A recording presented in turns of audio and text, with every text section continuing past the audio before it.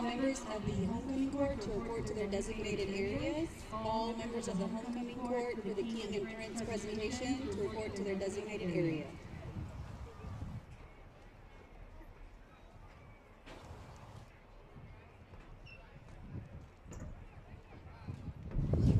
How are you, sir? I'm good. I hadn't seen you in a while. You been doing okay? You're not married yet, are you? Not yet. You looking more and more like your daddy. I know everybody says. Ladies and gentlemen, now introducing for your halftime enjoyment the Connally High School Cadets Marching Band. The band is under the direction of Dr. Nora Mosby. Assistant directors are Raimundo de la Cruz and Clint Ladd. Color guard director is Kevin Mendoza. The band is led on the field by senior drum major Raynique Guardiola. Captains are Michael Rollins, Matthew White, Daniel Escobedo, Giovanni Boyer, Courtney Sims, Sarah Londy, Weston Williams, Alexavier Jackson, Natalie Oliari, Savannah Parker, Trinity Parker, Rodrigo Gonzalez, Alexander Woodley, and Colin Dennis. Color guard captain is Vanessa Chapa. Lieutenants are Laura Sitton and Naheem Soto. This week's section of the week is the trumpets. Band members of the week are Nathaniel Walker and Kirsten White. Color guard member of the week is Elena Martinez. Tonight, the band would like to announce their 2023 band sweethearts. They are Raynique Guardiola and Giovanni Boyer.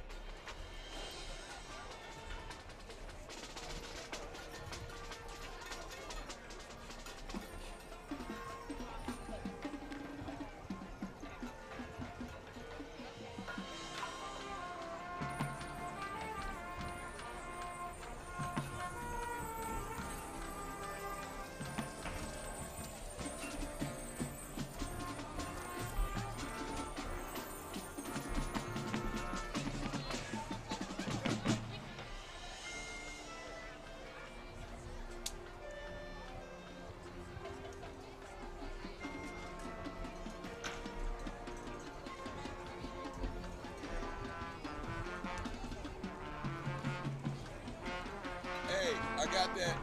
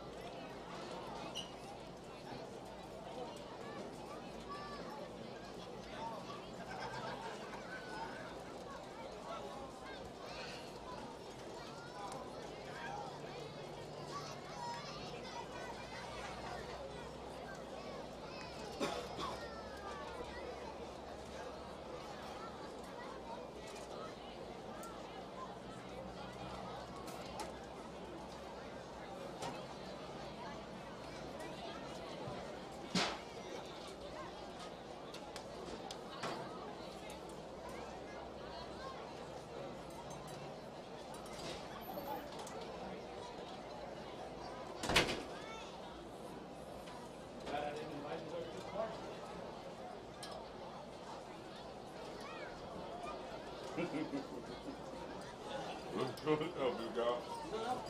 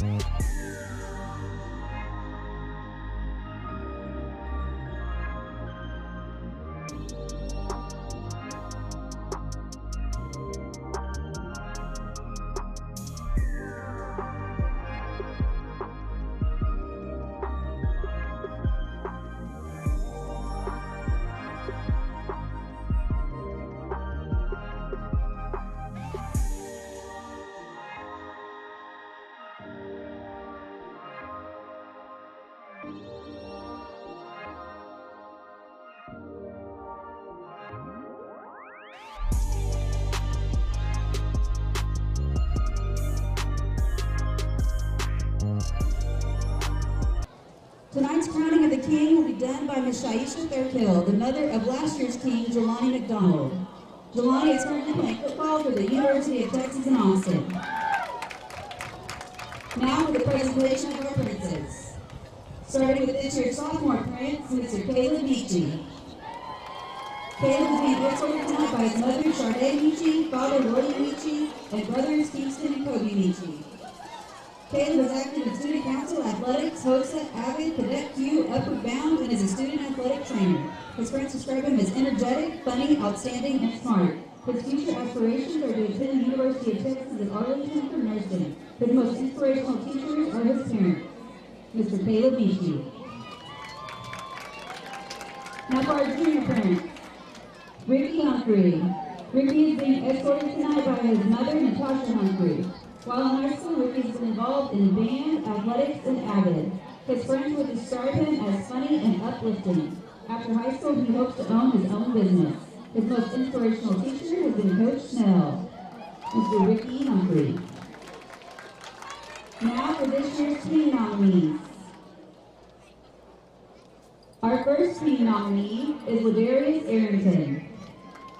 Ladarius is being escorted tonight by his mother, Sierra Knowles, and brother, DeMontrell Arrington. He has been involved in ROTC all 4 years of high school and is currently a deputy.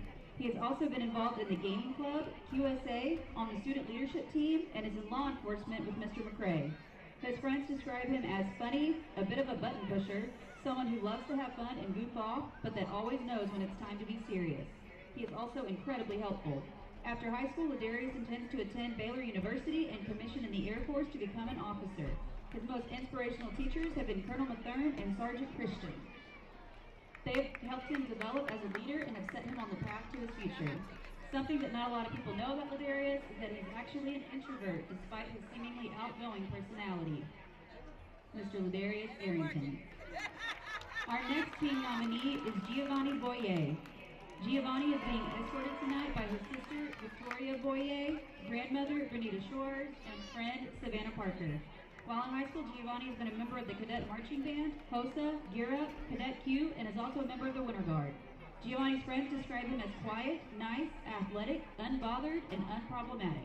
His future aspirations include attending Tarleton University to obtain a degree in nursing. His most inspirational teacher was his CNA teacher, Mrs. Tiffany Nelms. Something that a lot of people don't know about Giovanni is that he has perfect pitch. He can name any musical note without any reference. Mr. Giovanni Boyer. Our next team nominee is Antonio Horton. Antonio is being escorted tonight by his mother, Ashley Horton, and brother, Christian Horton. While in high school, Tony has been involved in baseball and pals. His friends will describe him as outgoing, fearless, and someone that goes with the flow. After high school, he wants to study kinesiology so that he can eventually become a baseball coach. His most inspirational teacher has been Mrs. Brooks because of her way of helping him understand things, not only in English, but in life as well. Mr. Antonio Horton.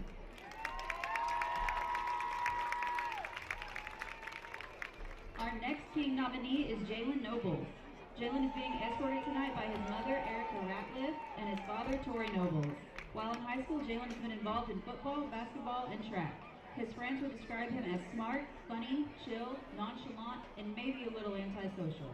He hopes to play college football or basketball after high school with the intent to earn a degree in physical therapy. He would also like to see the world. Jalen says his most inspirational teacher has been his pops because he's always been in his ear, in his corner, and has shown him how to get up every day and handle his business with no complaints. Something that not many people know about him is that he really enjoys church music. Mr. Jalen Nobles. And last but not least, our final team nominee, Mr. Caleb Stewart Long. Caleb is being escorted tonight by his mother, Tracy Stewart. While in high school, Caleb has been involved in student council, was a student athlete, was an AVID, and is a student athletic trainer. He's also active in Upward Bound and HOSA and is a member of the Chick-fil-A Leadership Academy. Caleb's friends describe him as outgoing, independent, hardworking, and talented. He has hopes to attend the University of Texas in Arlington and ultimately wants to be happy. His most inspirational teacher was Mrs. Tiffany Nelms. Something that a lot of people don't know about him is that he will be the first person to attend a four-year college in his family. Mr. Caleb Stewart Long. At this time, Mrs. Thurkill will make her way to the 50-yard line to crown this year's king.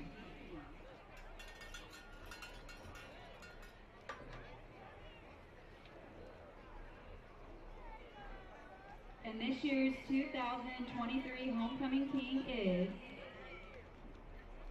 Mr. Jalen Nobles.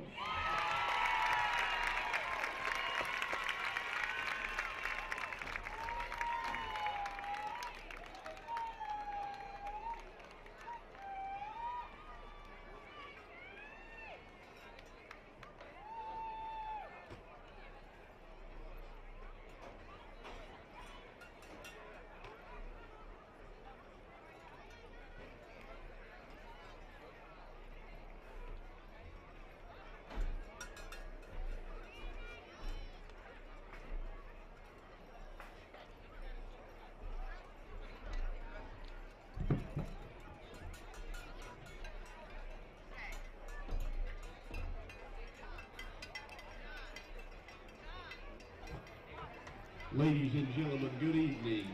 Welcome to Mac Peoples Stadium, home of Cadet Field and the Connally Cadets for this football game between the Connally Cadets and the Springtown Porcupines.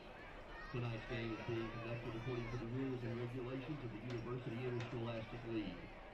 Regardless of the outcome of tonight's game, all of the players have proven their willingness to work, and sacrifice in order to achieve athletic excellence. We ask that as a spectator, you consider the time and effort each of these teams, coaches, and athletes have put forth. Cheer these young athletes, applaud them, but do not through any of your actions cause them to doubt the value of athletics. By your conduct, allow these young people to feel pride in their communities and schools. While your sportsmanlike actions may play only a small part in the outcome of this game, it will play a greater role in continuing to encourage competitive athletics. We also ask that you show your appreciation for the students who will be taking part indirectly in tonight's game. The cheerleaders, the bands, the pep squad, and the students who support their teams at home and away. These young people play an integral part in your team's success. The officials for this game have been mutually agreed upon by representatives from both schools. Their role is not unlike those of players, coaches, teachers, and school administrators. Without them, this game would not be possible. Their knowledge and application of the rules are a result of annual testing, years of study, continual participation, and studies that further refine their understanding of the game. We ask you as students, parents, and citizens to demonstrate the kind of respect for each person's leadership of any dedicated person in positions of authority and authority.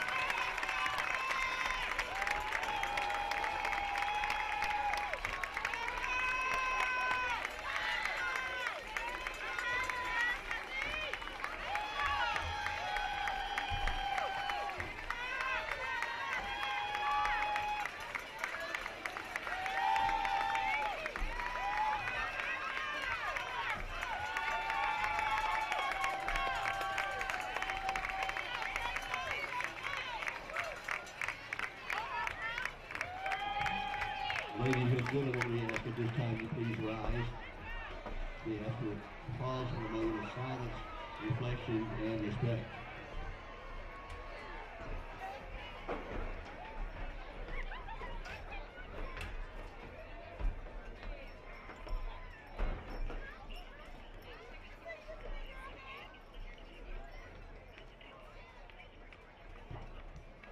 Now the Springtown school song, followed by the Connally school song.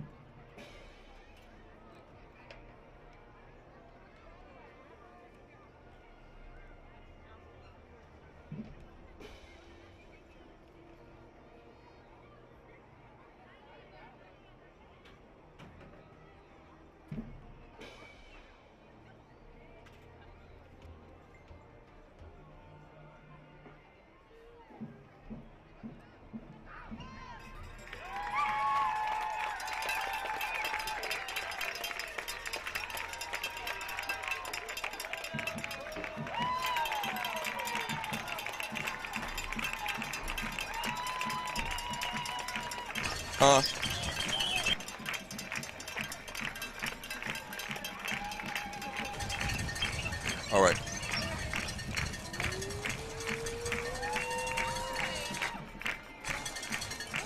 Hello and welcome to McPeople Stadium here on this great Friday evening. We're in tune or in store for a matchup between Springtown Porcupines taking on the Conley Cadets here at Mac Peoples Stadium. This will be a play-by-play. Leroy Gillis standing in tonight for Jalen Gillis that's not able to be here tonight. I'm sure he is watching from his house. But we're looking for a great matchup here tonight from Mac Peoples Stadium. Both teams coming in at 3-2. Springtown are playing here in Waco since Conley visited them on last year. Last year, Conley was able to defeat Springtown in Springtown, and so we are seeing what the result will be tonight. We'll get started here in just a moment. Right now, both teams are going out to center field for the coin toss.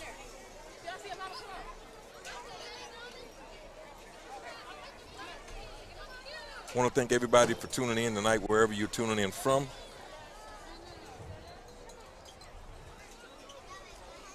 We will be monitoring the YouTube chat tonight.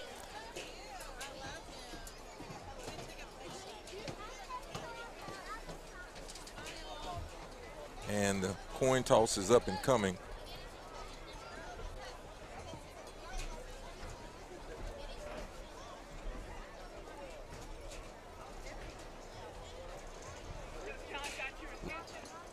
Looks like Springtown has won the toss.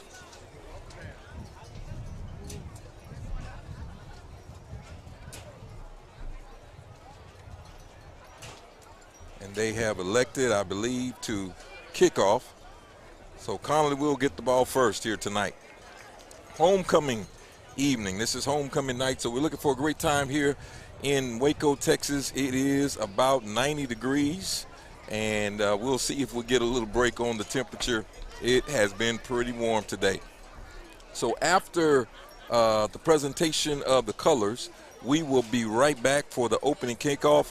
This is Roy Gillis, Centex Sports Network. See you here in a few minutes. The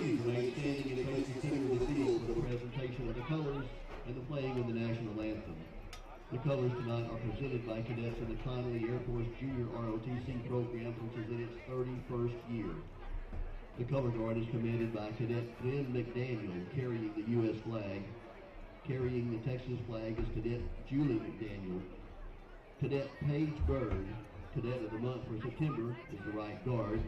And Cadet Trenton Dimick, Cadet of the Month for August, is the left guard.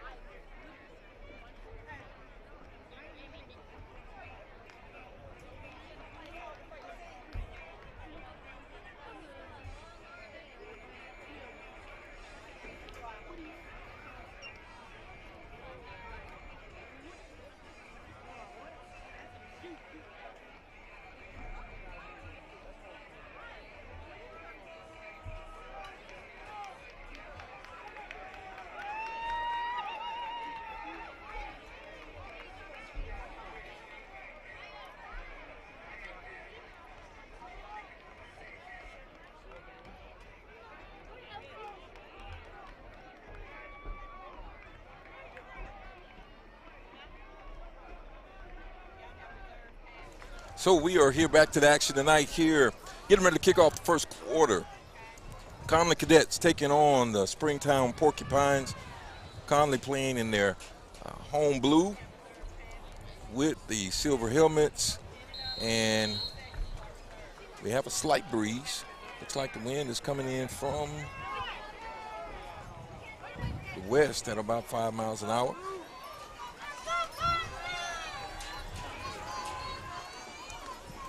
Keys to the game tonight is basically Conley taking care of the ball. They have a pretty talented team. And they break outside.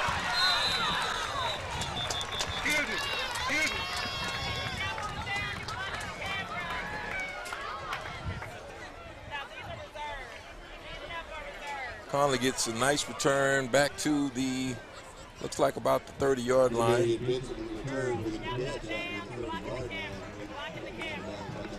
And Vincent with the return 0.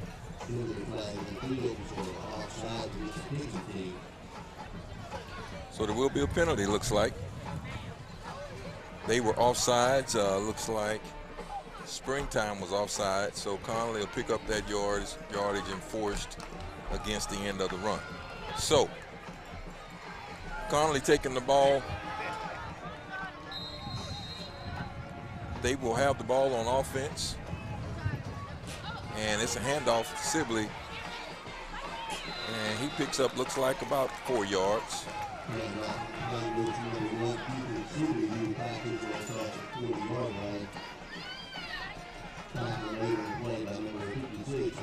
And just for you, those of you that are keeping score, Vincent's number is different tonight. He's actually wearing 0, the quarterback for Conley. So he will take the snap. Sibley in motion goes out. And looks like it is a pass and pick up a few yards. I don't think that's enough for the first. Maybe it is.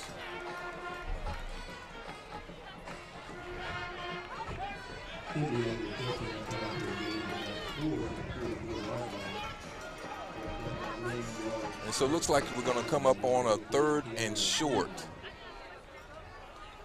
3rd and short, looks like about 1. 3rd and about 1.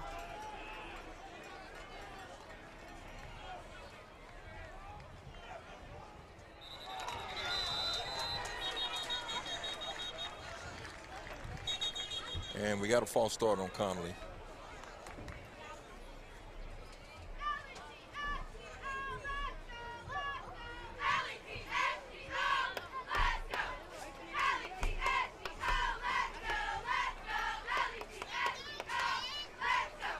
So Conley will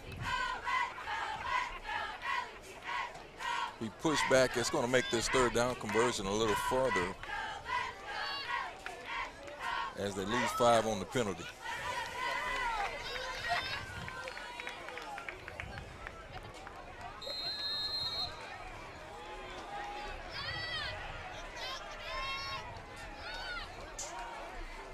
And it's going to be a handoff to Sibley. He moves the pile just across the 45-yard line. And I don't think he, well, it is a first down. He does have enough for the first. Good running inside there for Sibley.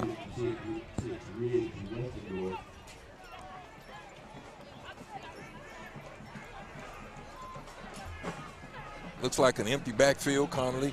Well, no, we've got Sibley in the backfield. And it looks like it's going to be a quarterback keeper. Vincent around the right side. He picks up 6, 7. He's still moving. Finally brought down just about the 42-yard line. 42-yard line of Springtown. But we do have a penalty on the play. I see a flag on the field. And it's holding against Conley.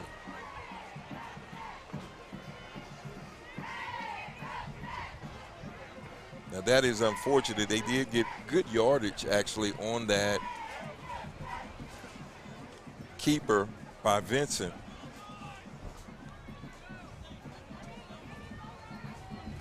So that'll move them back behind the sticks. And this has been an issue that Conley has had over the few weeks and trying to manage that field position and not getting penalties that are putting them too far behind the sticks. So it's going to be a 1st and 15 here. And it's a pitch out to Sibley. He tries the left side. He comes back right. Looks like he's got a man. He's got some room. He's breaking it down the right sideline. One man to beat, and he's pushed out of bounds. Pushed out of bounds by Cameron Cleveland of Springtown around the 15-yard line. You see there on the replay. This guy's got vision, folks. He comes back around that right side.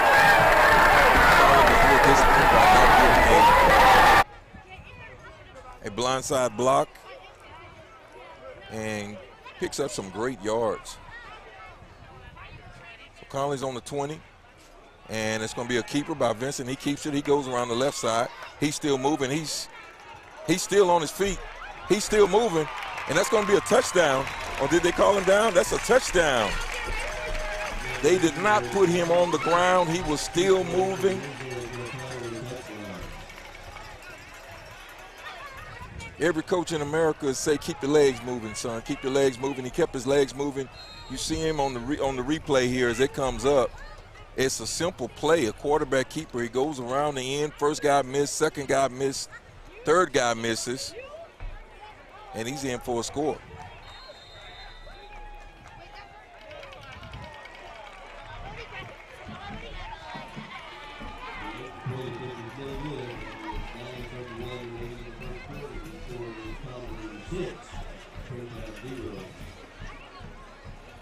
So the extra point is not converted, and so your score is 6-0.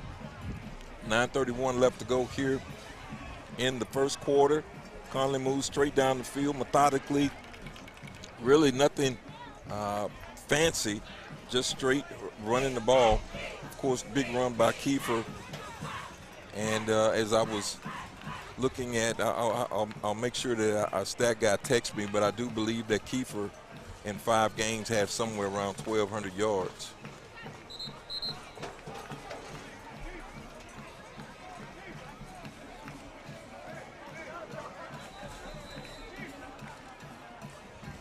So Conley will get prepared to kick off. Springtown will prepare to receive.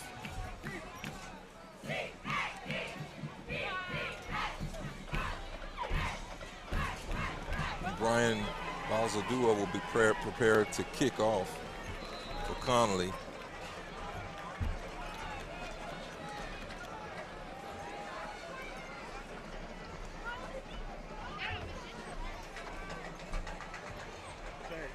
Be careful of kicking the stand.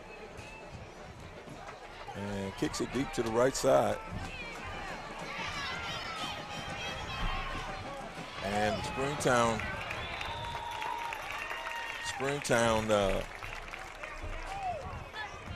receiver, or Springtown return man is brought down. So the Conley defense will get a chance to go out on the field. And of course, play by number 12, Traven Bowen, and assisting on the tackle number 18, Marion Barnes.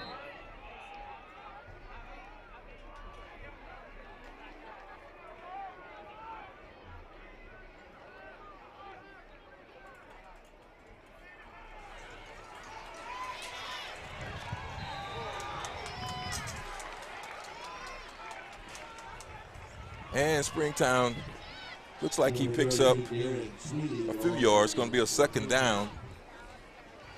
He picks up 8 on the run.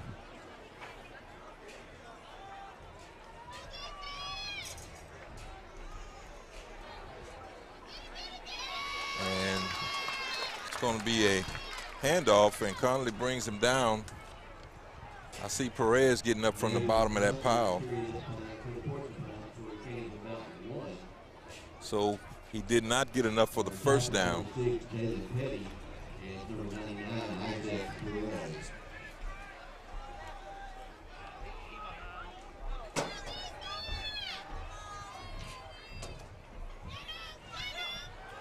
And it's going to be a run off the left side. I think he's got enough for the first down. Tackle quickly by Conley.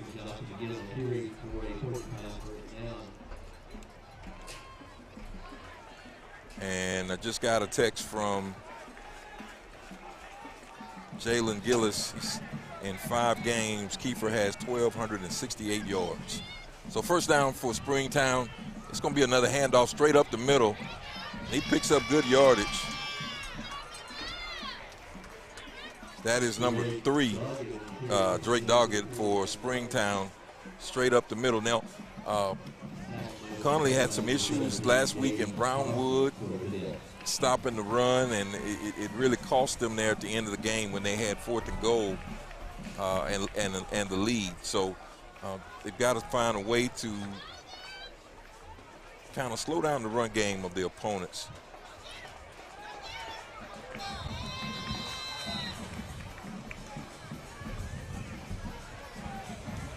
I want to thank all of you that are tuning in, whether you're tuning in on YouTube, if you're on the website tuning in, or even those that are watching on Roku. On Roku, you can download GFAM TV. They've picked up our live stream. GFAM TV on Roku, you can watch Conley. There was a flag on the play, but the refs picked that flag up. So we're going to have a 3rd down and 2 on the 49-yard line.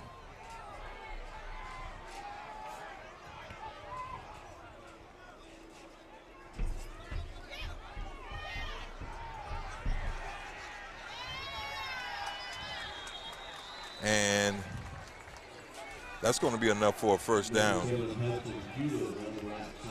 Hudson Hewlett is able to pick up 5 and get the first down. And so Springtown is going down the field here. Conley's looking for a way to get a stop. Looking for a way to get a stop here. They've got a man in motion. He drops back to pass, and he's a keeper. That's 7 for Springtown. Hudson Hewlett, quarterback keeper. And that's going to bring up about 2nd down. He picks up about 3.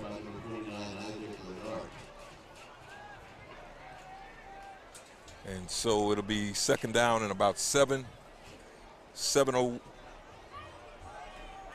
left to go here in the first quarter. And he's dropping back to pass. It's a quick screen. And that comes up. It's a big hit by number 29. By Isaac Redart with a big hit. And so it's going to be 3rd down and 5.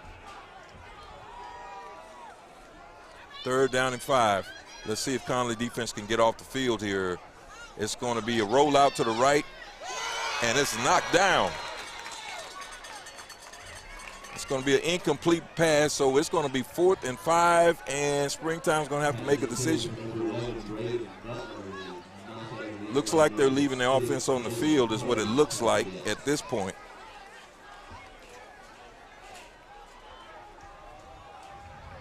So it looks like it's going to be a 4th, 5 yards to go on the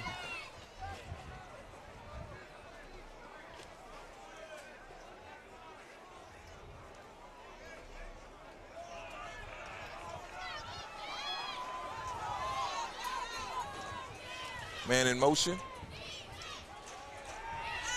And it's going to be a pass, and it's incomplete. So it's going to be a turnover on downs. Conley is able to get them off the field. So Connally stops them on 4th down. It's going to be Conley Cadet football going the other direction.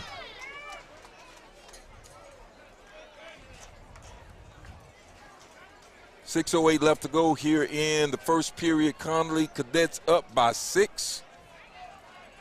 And we've got a lot of scouts here on the sidelines today. I know I saw Oklahoma State. and some others. A lot of scouts here on the sidelines here watching these. I'm assuming these Conley cadets. Keeper gets it. Oh my goodness! There is a penalty on the play, and Kiefer Sibley is slow getting up.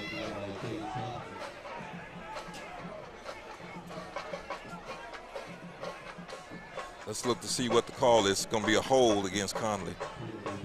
So it's coming back. But wow, look at this replay. They got him jammed up, spins out of that last guy, and then finally somebody just runs him down. But it looks like they kind of fell on him. I don't know if he hurt an ankle or exactly what that was, but they're bringing it back. It was a hold against Conley. Anytime you get a play strung out like that, it's real easy for a hold to happen. Defenders change directions and linemen hold on sometimes. So it's going to be a 1st and 20. And Vincent under the ball. It's a throw. And it is a catch by, I think that was number 3. Number 3, Kiari Riley. He makes the reception to get back some of those yards that they lost in the penalty.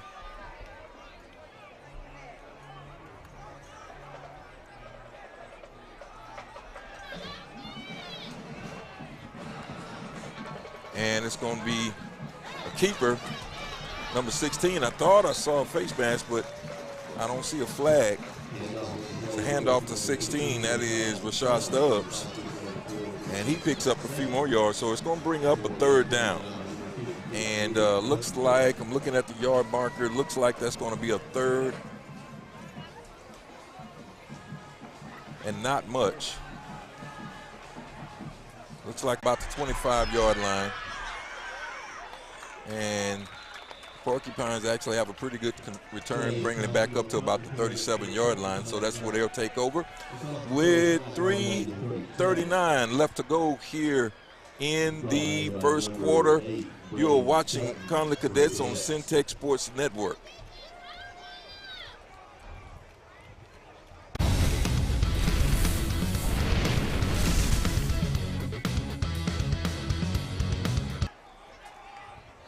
Right back to the action here.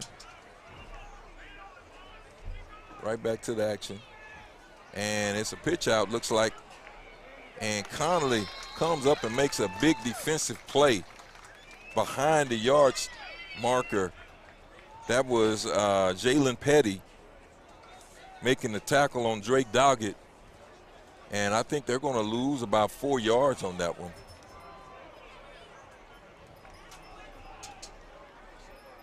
So it's going to be a 2nd down. It's going to be a 2nd down and about 14.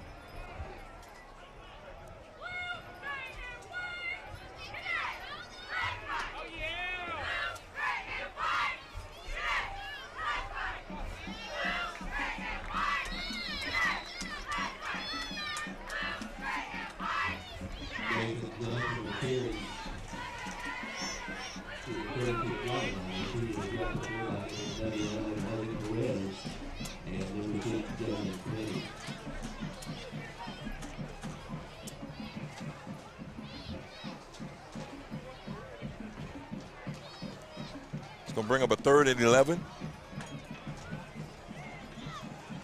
Conley still playing some pretty good defense here. Hadn't seen anything spectacular from Springtown as of yet. They drop back the pass. And it looks like a screen that is incomplete. They really tried to set that screen up. They was pass intended for number 3, Drake Doggett, is incomplete at the 35-yard line. Provided coverage on the play was number 8. Jalen Petty leads the team in tackles with 44 and 2 sacks.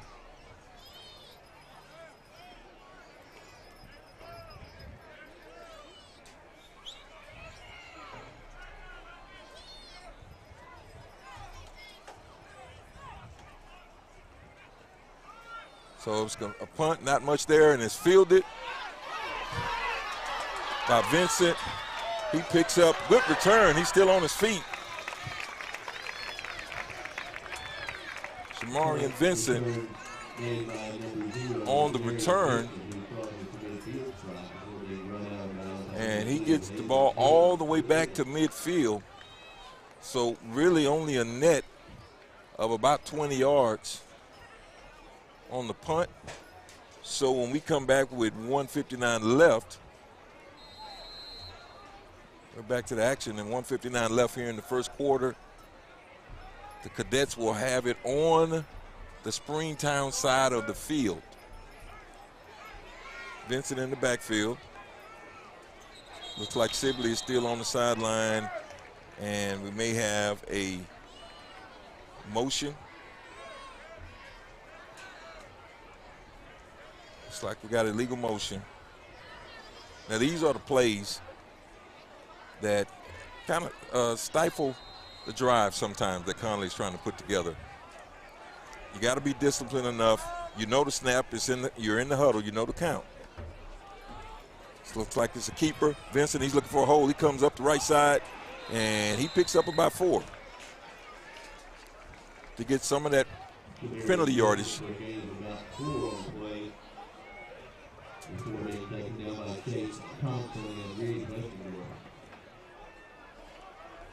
Clock still running, 1:37, 1:38 to go. Conley's got to pick up the pace if they're going to try to, well, we're only in the first quarter, I'm sorry.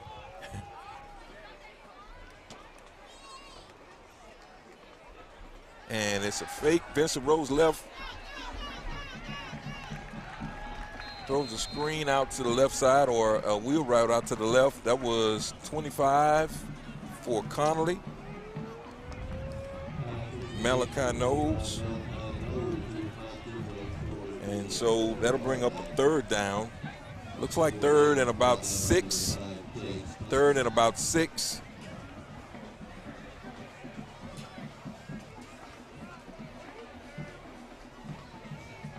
And as I look over, I'm trying to see if Sibley's not back in the game yet. I don't believe. No, I think he's still on the bench. I don't know what the injury was.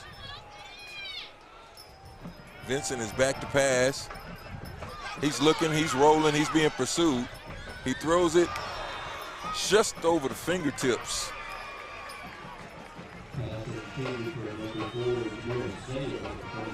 Just over the hands of the Conley receiver. It's going to bring up a 4th down. Let's see what Coach Garrick is going to decide to do here.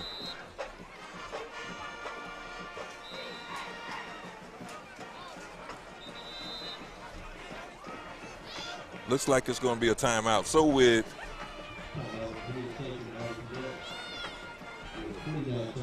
So with 29 seconds left to go here in the first quarter, your score, Conley is up by 6. We'll be right back after this.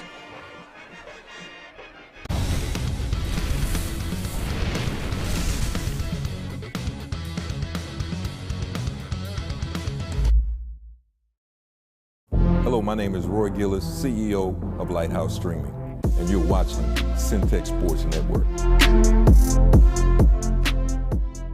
What's up, everybody? My name is Jalen Gillis. You may know me from Centex Sports Network. We're starting a new platform, Recruit 254. Our mission is to highlight the amazing student athletes of 254. So if you're in the Waco, Killeen, Temple, Mart, Marlin, or any surrounding 254 areas, follow this platform and join the movement. Recruit 254. 254, let's run it up.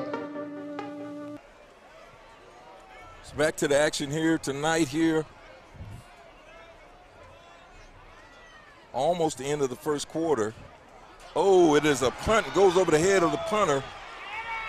He's able to get on top of it. Huge turnover. Huge turnover. And it's going to set Springtown up real nicely on the Conley 26-yard line. Sometimes in these close games, it's small details. Small details like the center and punter exchange. So Springtown, who has not been able to move the ball because of the bad snap, will now take over on the Conley 26-yard line.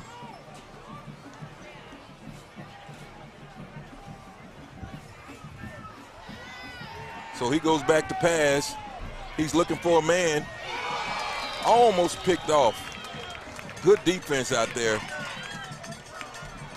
by Vincent. Almost picked up off out there.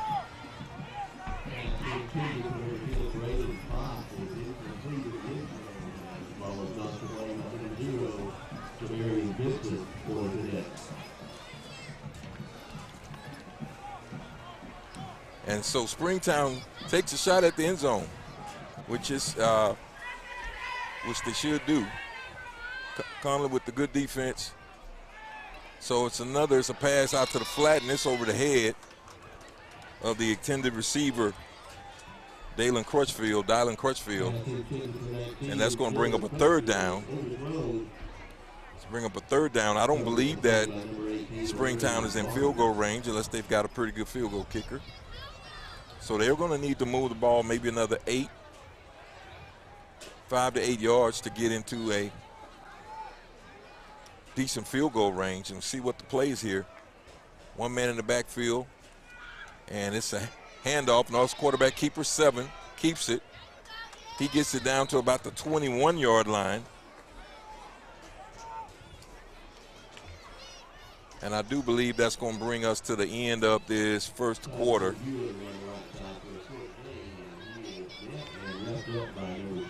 That's going to bring us to the end of the first quarter.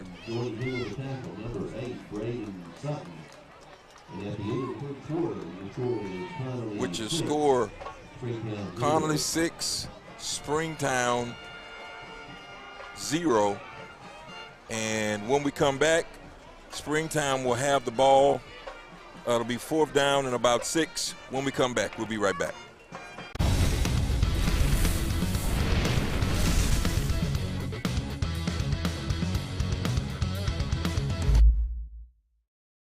What's up, everybody? My name is Jalen Gillis.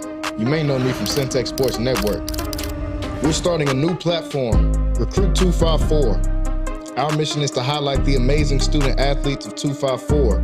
So if you're in the Waco, Killeen, Temple, Mart, Marlin, or any surrounding 254 areas, follow this platform and join the movement.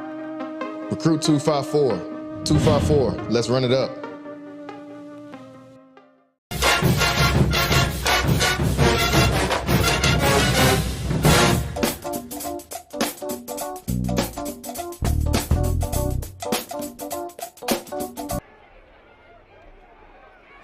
Back to the action here, beginning in this second quarter.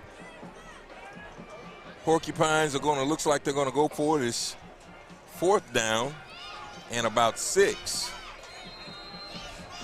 And they're electing not to try to field goal. They're going to go for it here. One man in the backfield with the quarterback. He drops back to pass, and he throws a shot to the end zone, and it is just beyond the reach of his intended receiver, number 5. Chase Thompson was the intended receiver. So again, it's going to be a turnover on downs. Conley Cadets hold again. That is the second 4th down that they've been able to turn Springtown away with. So with 11:53 left to go here in the second quarter, Conley takes over.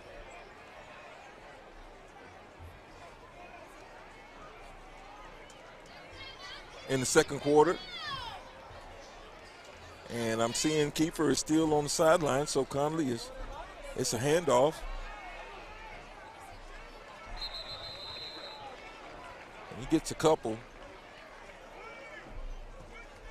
That looks like that was Rashad Stubbs.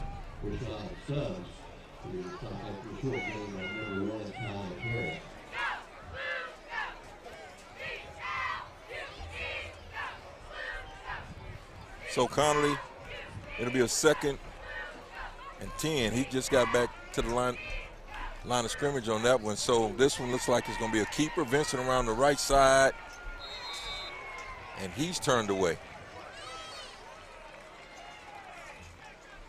So 2 straight run plays by Conley, and it has netted 0 yards.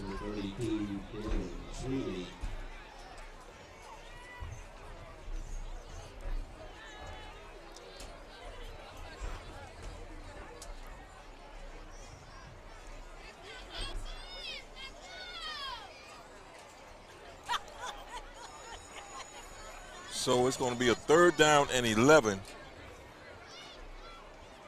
Back to pass, and Vincent is sacked. That play never materialized. It was not very well executed, so Conley's going to have to punt.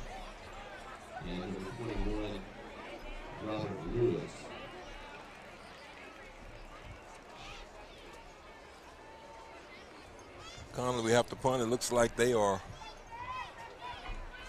on about the 16-yard line, so Springtown will get some good field position out of this. Let's see if we can get this center.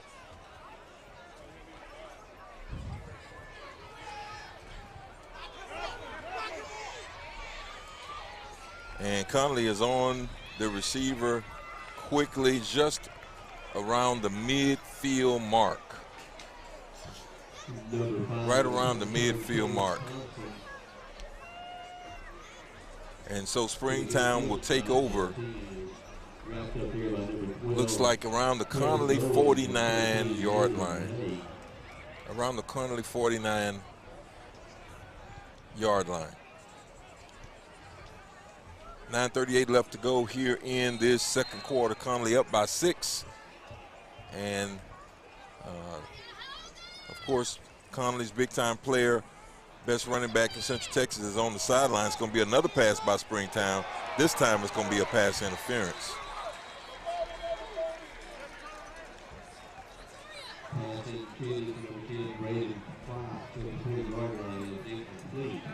And it's going to be a pass interference. Devin Stogling is going to get the penalty.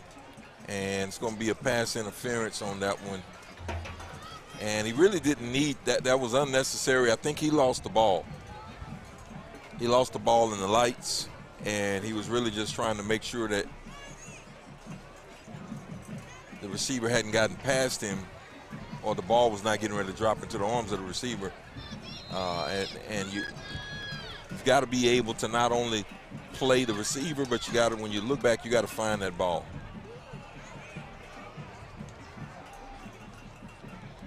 And it's going to be a handoff.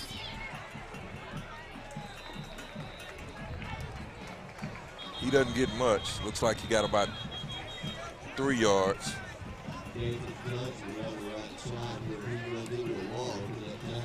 And we've got another flag.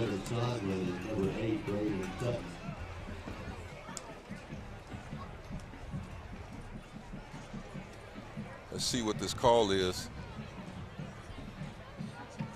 It's in the vicinity of holding, but we'll see.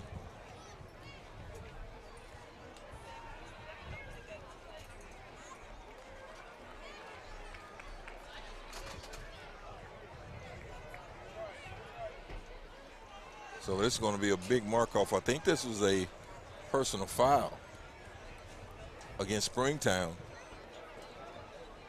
And so they'll get backed up 15.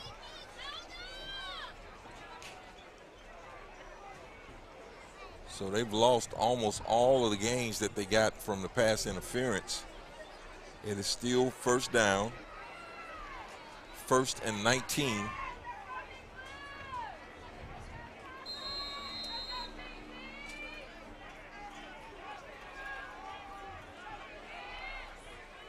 And Springtown look like it's going to be a screen over to the flats. Big hit. Big hit over there on that flat.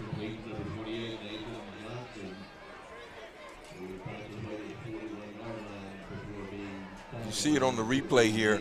He comes out of the backfield. Big hit comes up, and I think that was 14. Damian Stewart. I think that was the Conley player that went over and made the big hit, but it didn't put him on the ground, but it sent a message.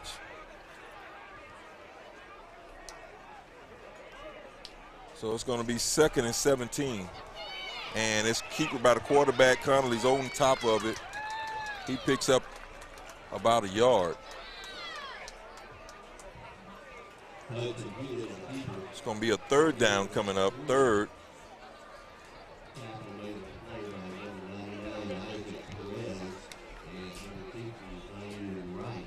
Isaac Perez on the tackle.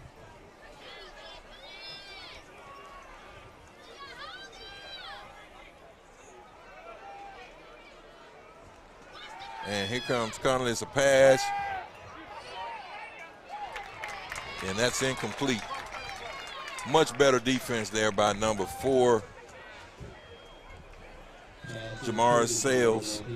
Good defense out there on the cornerback.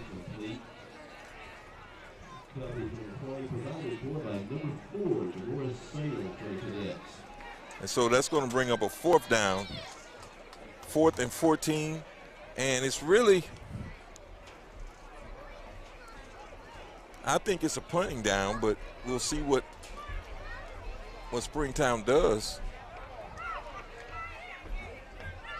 All right, they will get back in a punt formation.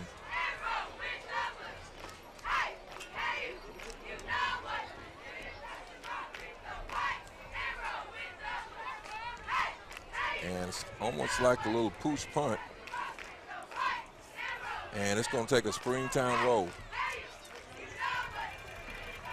all the way down to the 5-yard line of Connally. And so the Cadets will take over at their own 5-yard line.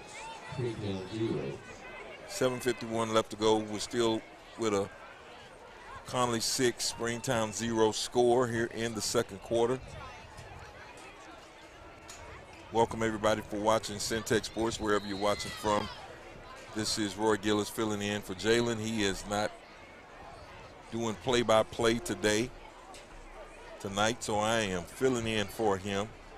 Thank you for tuning in, all of you tuning in, whether you're in the Waco area or if you're in Springtown.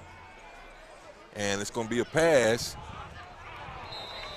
And there's a lot of action there on that sideline. I thought maybe we might get a pass interference, but the referees didn't call anything. There was a lot of jousting going on there.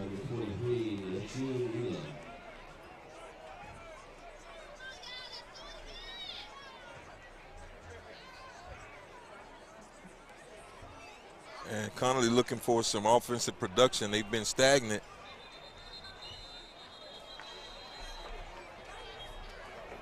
And it's a penalty. Looks like illegal motion, illegal procedure again. So this has been a plague of Connolly's. These procedure calls. If you remember the Brownwood game, it stopped one of their drives and put them behind the sticks when they had an opportunity to go down the field. And so those type of plays, as Conley prepares to move into district and then trying to make a playoff run, they've got to clean that part up. And we've got to run inside handoff, and it's a good run by, it looks like 16 for Conley, Rashad Stubbs. Good run by Rashad Stubbs. He steps out. You see him here coming out right up the gap. Takes it all the way out to about the 37-yard line, picking up a first down.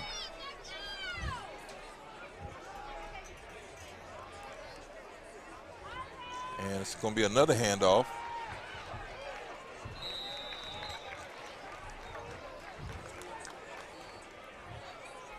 Another handoff. That was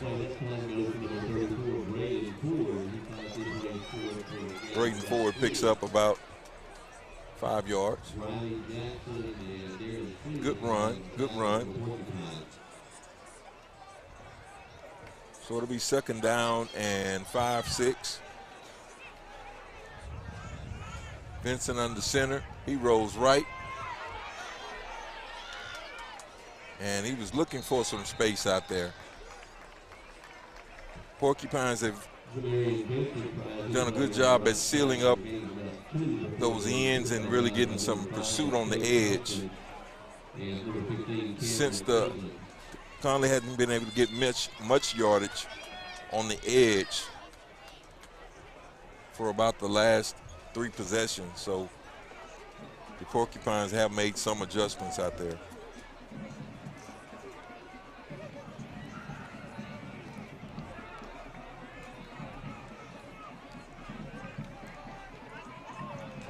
Vincent, we're on the left side. He's right up the middle. Here comes Vincent. He could go 30, 20, 10, touchdown.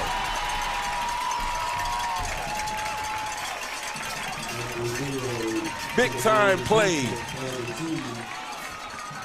Here he comes here. It is just a straight quarterback keeper. He goes right up the gut. He gets to that 2nd level, folks. When he gets to the 2nd level, it's a foot race, and Vincent's going to win most of those. So that's a touchdown by Jamarian Vincent. He takes that one about 60 yards.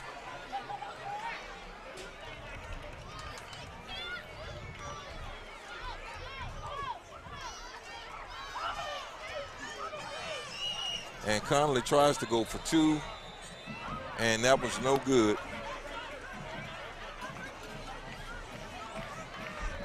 So with 6:28 left to go here in the 2nd quarter, your score, Conley 12, Springtown 0, and we'll be right back after this.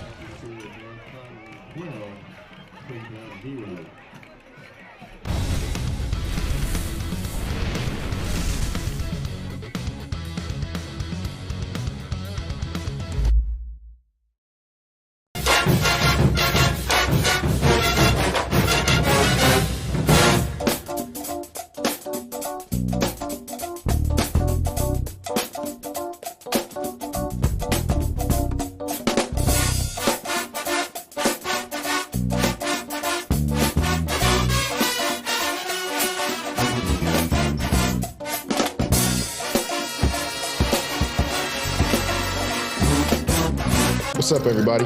My name is Jalen Gillis. You may know me from Centex Sports Network.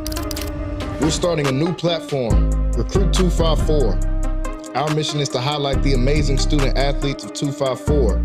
So if you're in the Waco, Killeen, Temple, Mart, Marlin, or any surrounding 254 areas, follow this platform and join the movement. Recruit 254. 254, let's run it up.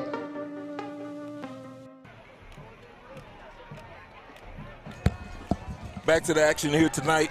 Conley up by 12. Springtown kickoff. They fielded at the 15. And he's hit big by number 4, Jamar Sales, at the 25-yard line. So that's where Springtown will take over.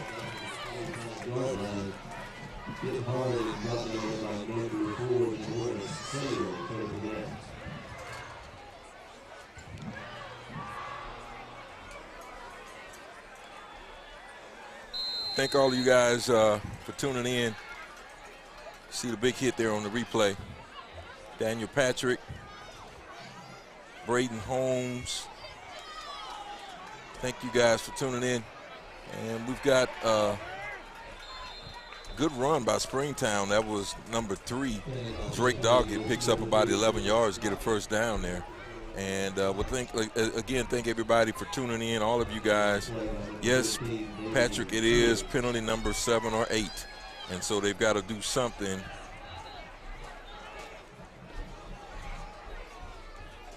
And 3 is still moving. Doggett is still moving down the field.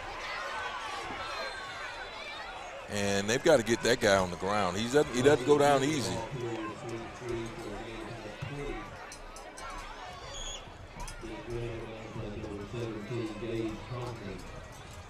And just for an update, if you remember the last game, Black was kicked out of the game, ejected, so he won't come in, I don't think, until the second half of this one.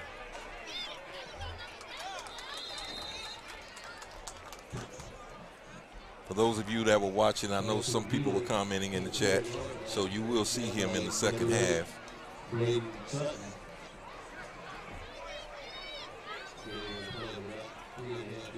So a good drive here by Springtown. 5:51 left to go in this second quarter. And Conley definitely wants to try to stop them because Springtown gets the ball back at half. So, and it's going to be a pass. Good defense right in his pocket.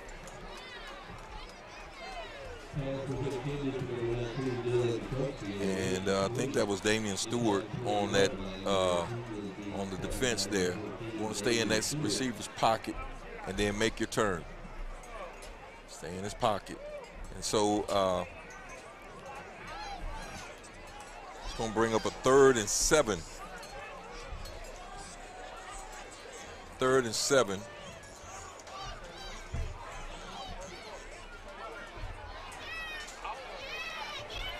And Conley on some good defense there.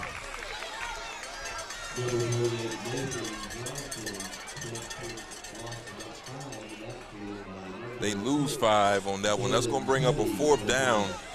It's going to make it about 4th and 12. It's going to be a punt for Springtown. See it there on the replay. Great play by Conley. Great defensive play. Conley wants to get this one. And it's another one of those pooch type punts. This punter is doing an excellent job.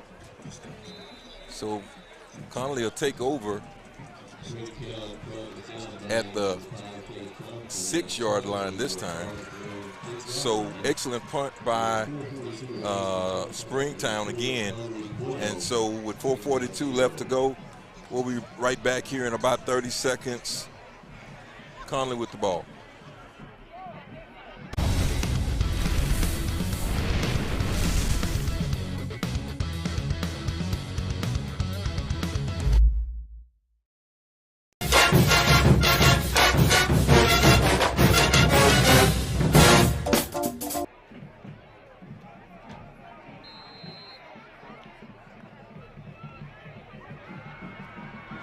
Back to the action. Conley with a run around that left side. Not much there for 34, Braden Ford. Not much there. And so it's going to be second.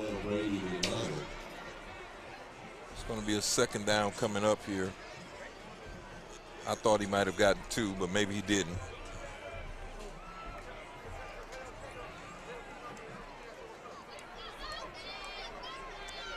So we got another quarterback in the game. Vincent was hurt after one of those other plays. And so Shepard, the senior, has come in for Vincent. And so two injuries. You know, right now Conley, all of their weapons are on the sideline right now, so their big weapons are on the sideline. That Vincent, so it looks like Vincent is back in. I'm trying to see handoff, and we got a late flag coming in. Usually that is a defensive penalty.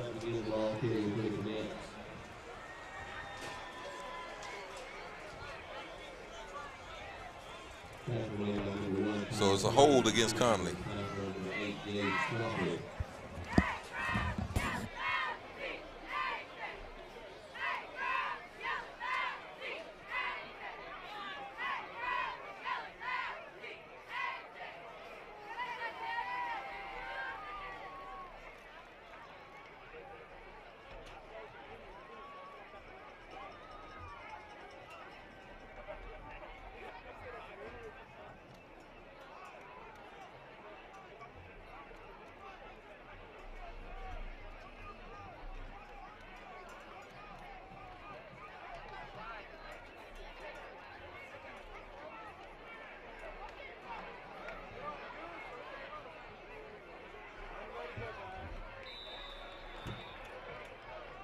Conley Cadet punt is down by number 13, Hayden Haig at the Conley 48-yard line.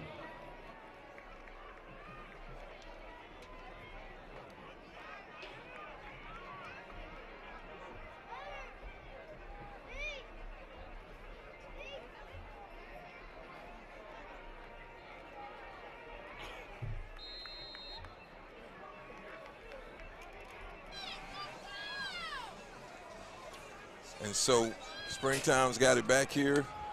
First down, they hand it off to 3 again, and he picks up about 3 yards. That's Drake Doggett.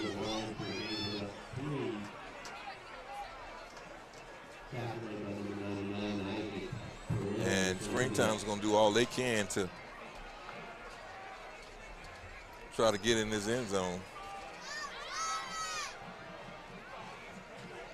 It looks like another handoff to Doggett, and he breaks free. He's still going. All the way down to the Conley 15-yard line.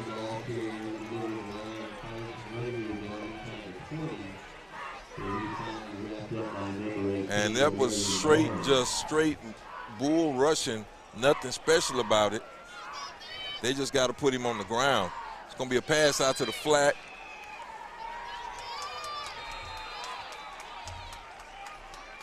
Pass out to the flat. They pick up another 7. So Springtown's threatening here. Springtown's threatening. 3's got the ball again.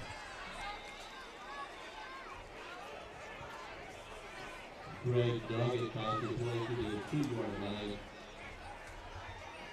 And he's on the 2.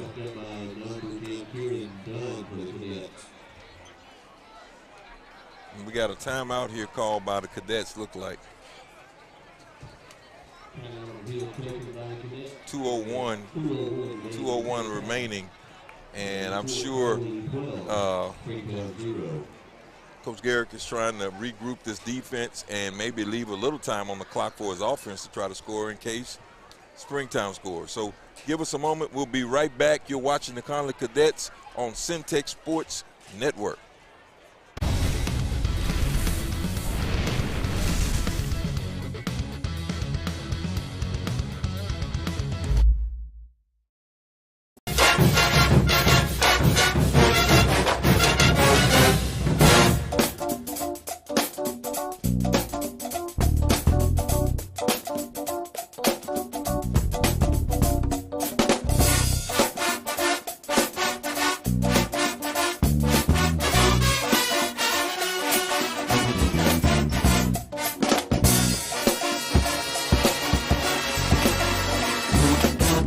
What's up, everybody?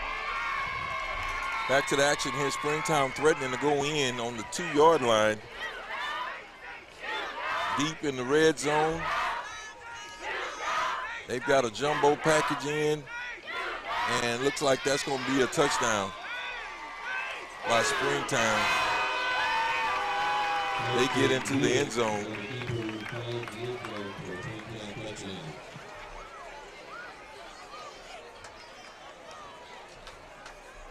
They get into the end zone.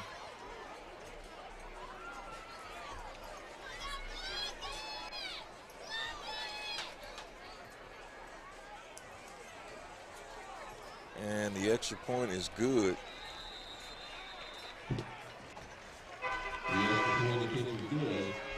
So that is going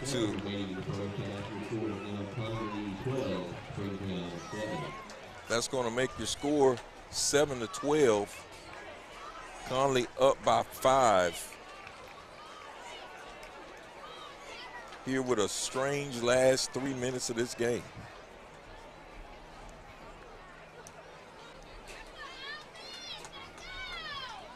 So just hang on. Let's see if Conley is able to put something together here with 1:57 left to go in this second quarter.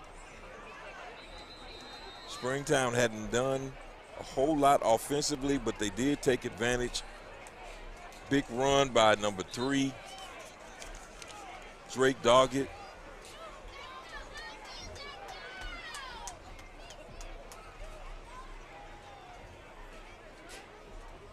And shout out to all of the Springtown fans that are watching.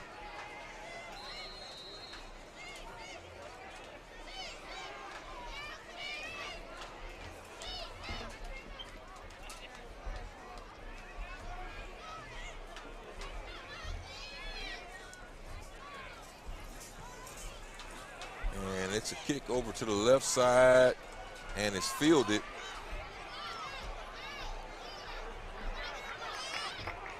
Fielded by 12. Trayvon Bowens, the senior. And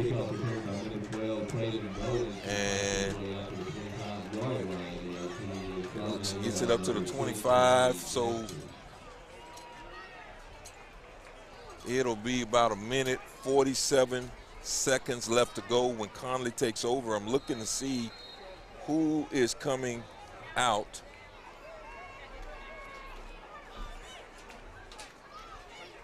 And it looks like Jared Shepard at quarterback again. And so we've got Kiefer Sibley out. We've got Jamarian Vincent out. And we've got Kobe Black out. And we got a big run right up the middle.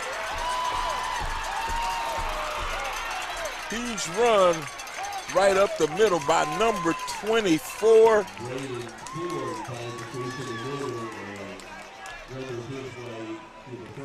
Forward rumbles all the way to the Springtown 35-yard line, straight up the gut. Connally needed a big play. Oh, and it's a big pass. It's complete to number 3, Kiari Riley. Got a senior, Jared Shepard, comes in and throws a dime straight down the sideline to Kiari Riley. Big time play by the senior. And I am glad for this guy. He has played backup through the McDonald era. He's played backup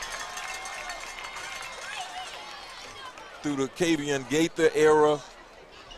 Last year he started a couple of games when McDonald was hurt. And so it is just so awesome for this guy to get in and throw that dime. That's one of those plays you'll never forget as a high schooler.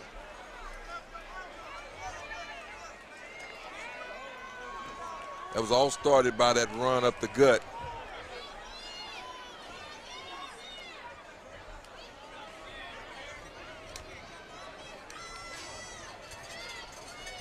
And so Conley was called for holding. So they'll have to try the extra point from the 15-yard line. And that is no good.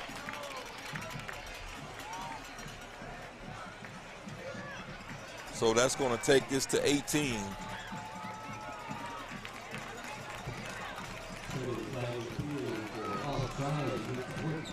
All right, so it's an offsides play.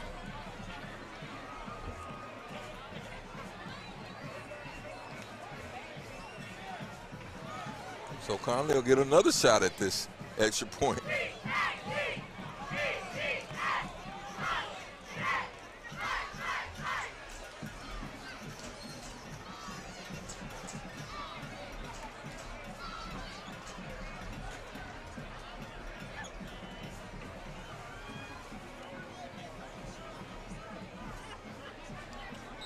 So Conley will line up for this extra point. Kicker is getting quite a bit of, and that one's good. The kicker's getting quite a bit of practice here.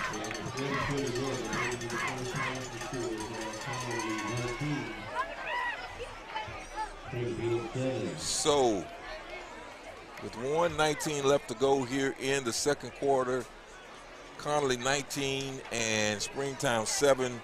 Two big plays by Connally. two big plays. We had the big long run right up the gut, and then a Shepard, the senior quarterback, comes in off the bench and throws a dime to Kiari Riley to get that touchdown. So two big plays by Conley here tonight. Homecoming night, McPeople Stadium, 1:21 left to go here in this second quarter.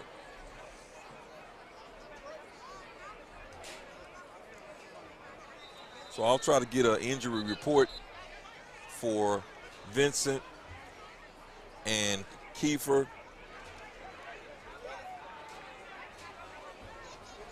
I'll try to get an injury report to see what's going on with them. I do remember that Kiefer had a long run and he did a spin. I don't know if that was an ankle.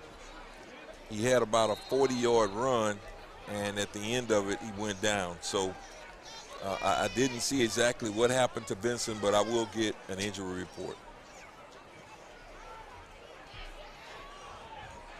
So Springtown will take that kickoff. And that's number 28 of Springtown. Nathan Johnson runs it back to about the 35, 36-yard line. So it'll be a minute.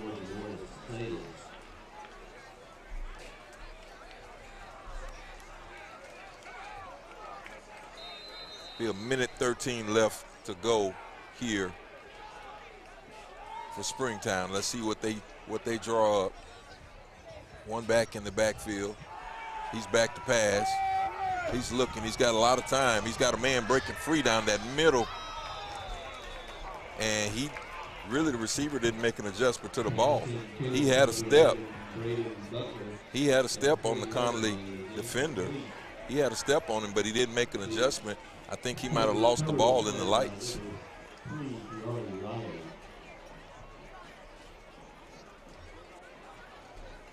So 1:06 left to go. It's going to be a second down.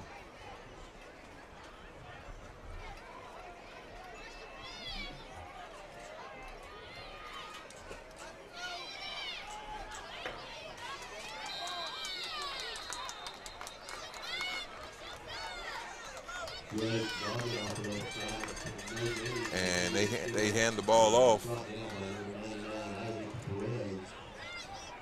Not much there. And that's going to bring up a 3rd and 7.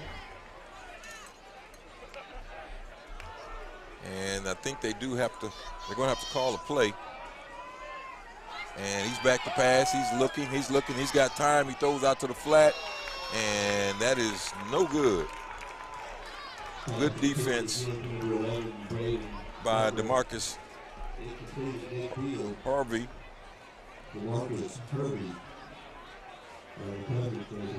And about 27 seconds left to go here, and that's going to bring up a 4th down.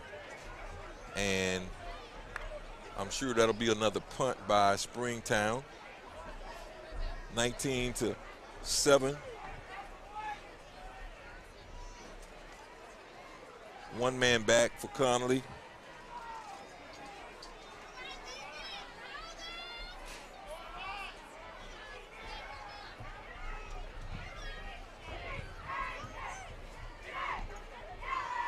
And he gets the punt off. Good punt. And takes another Springtown roll, but this one not too bad. That's going to be on about the 19-yard line. So with 18 seconds left to go, Conley will get the ball on about somewhere around the 19-yard line. Oh, I'm sorry, the 24-yard line. And 18 seconds left to go in this half. And so we'll make sure that we show some of the band, some of the halftime activities. As again, this is homecoming, and so I don't know what they have planned, but I'm sure there will be something. And at the half, I'll make sure that I try to get an injury report on Conley.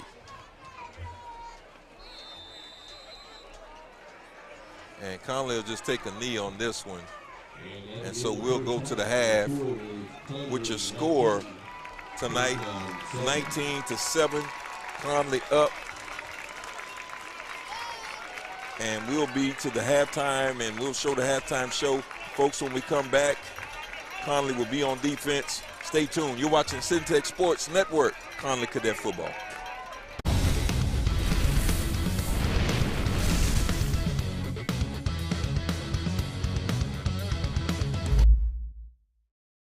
What's up, everybody? My name is Jalen Gillis. You may know me from Centex Sports Network. We're starting a new platform, Recruit 254. Our mission is to highlight the amazing student athletes of 254. So if you're in the Waco, Killeen, Temple, Mart, Marlin, or any surrounding 254 areas, follow this platform and join the movement. Recruit 254. 254, let's run it up.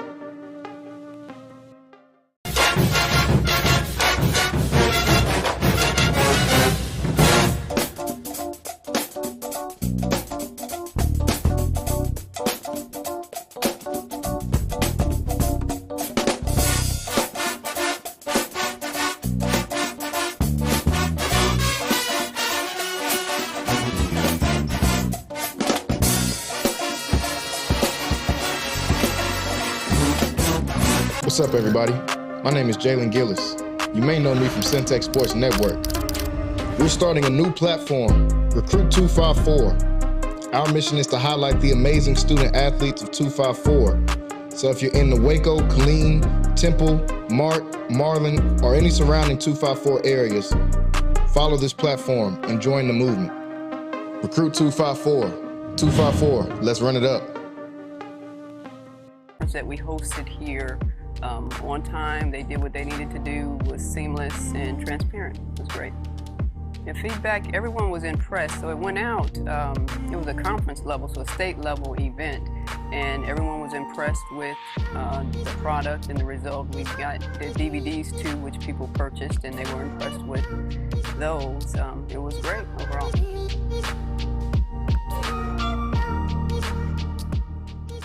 Hello, my name is Roy Gillis, founder and CEO of Lighthouse Streaming. Over the last 4 years, we've had some tremendous successes, none of which could have been accomplished without you, our clients, and our viewers. From my family and the staff of Lighthouse Streaming, thank you.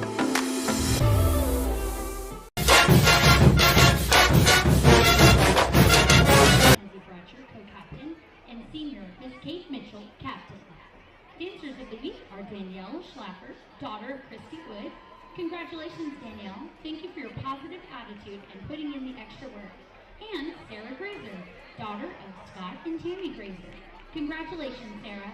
We appreciate your dedication and wonderful teamwork. The Showstoppers are performing a pond routine tonight to fireworks.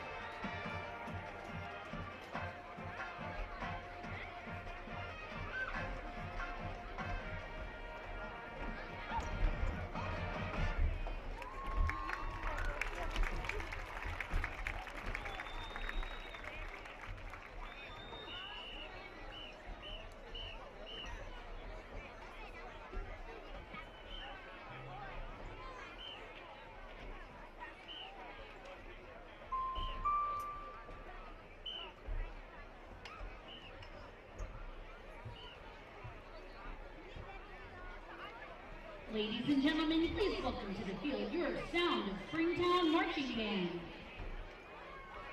The band is performing their 2023 BYO competition show, Through the Glass.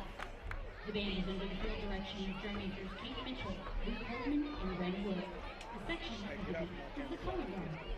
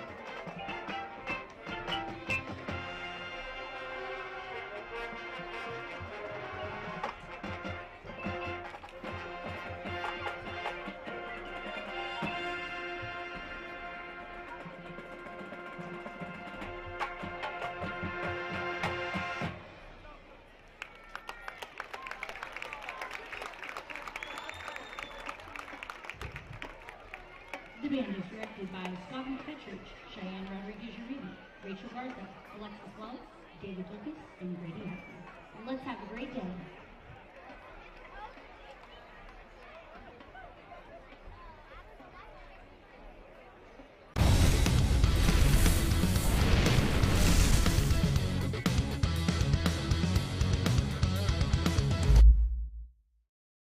What's up, everybody? My name is Jalen Gillis. You may know me from Centex Sports Network. We're starting a new platform, Recruit 254. Our mission is to highlight the amazing student athletes of 254. So if you're in the Waco, Killeen, Temple, Mart, Marlin, or any surrounding 254 areas, follow this platform and join the movement. Recruit 254. 254, let's run it up.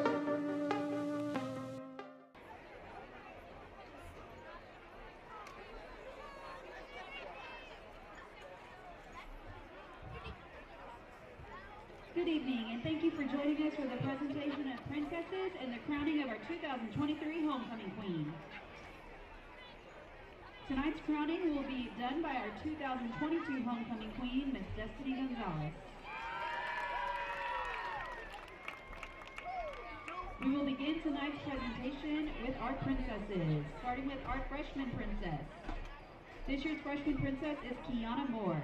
Kiana is being escorted tonight by her mother, Renita Cade, sisters, Serenity Cade Williams, and best friends, Gabriella Johnson and Audrey Gonzalez.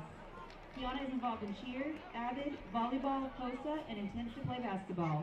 Her friends say that she's a good friend, is very outgoing, energetic, and is an MVP in everything she does. Her most inspirational teacher has been Miss Garza, because she not only taught her math, but also taught her about life. Miss Kiana Moore.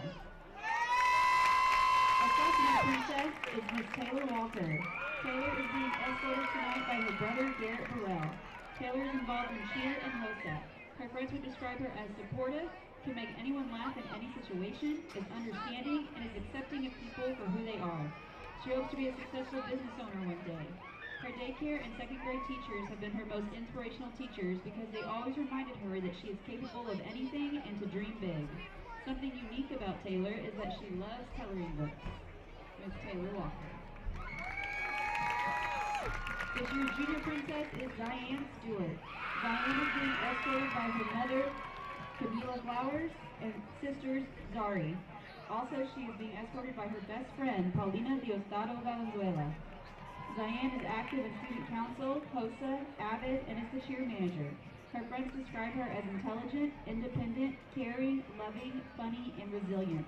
Her future aspirations are to become a successful criminal therapist. Her most inspirational teacher is Coach Quentin Snell, Miss Diane Stewart. Now for our Queen nominees. Our first Queen nominee is Miss Gracie Alejo.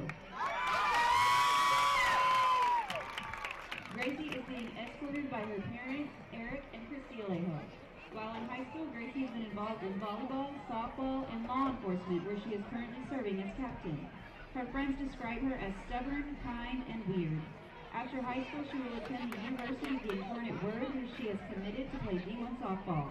She will major in criminal justice, where she hopes to become a detective. Her most inspirational teacher is Ms. Lindsay Gummel. Give it up for Ms. Gracie Alejo.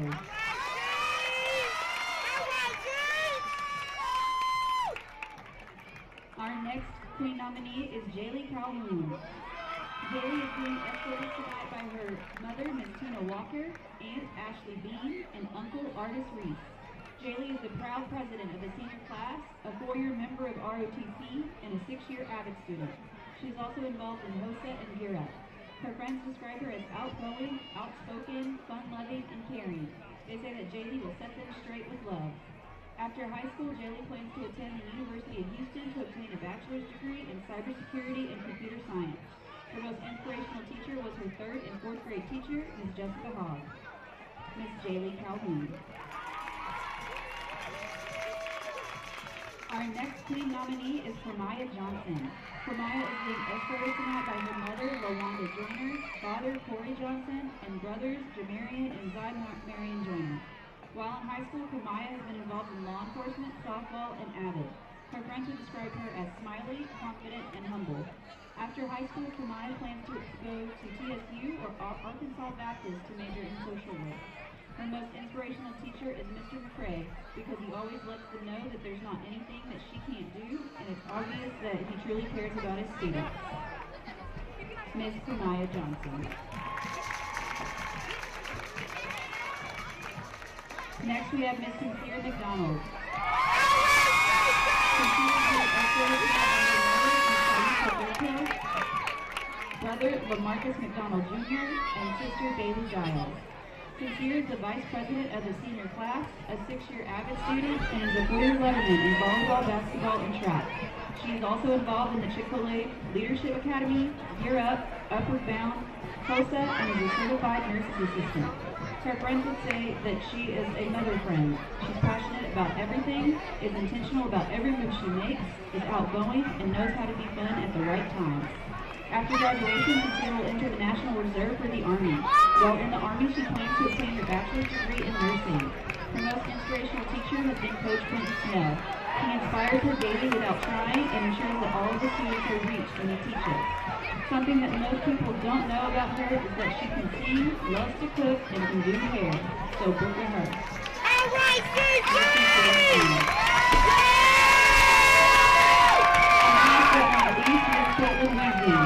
Caitlin is being escorted by her parents, Stephanie and Jimmy Weasley. Caitlin has been very involved in her law enforcement pathway where she serves as sergeant. She's also been involved in student council and was an AVID for majority of her school career. Her friends would describe her as talkative, caring, and outgoing. After graduating, she hopes to achieve her goal of being a crime scene detective. Her most inspirational teacher has been Mr. McCrae because he taught her a lot about her career path, but also taught her how to value herself. Miss Caitlin Weezy.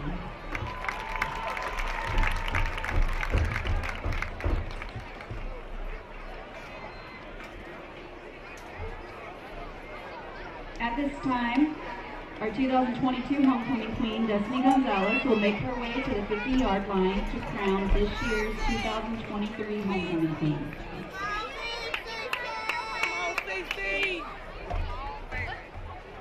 And this year's 2023 homecoming queen is Miss Sincere McDonald.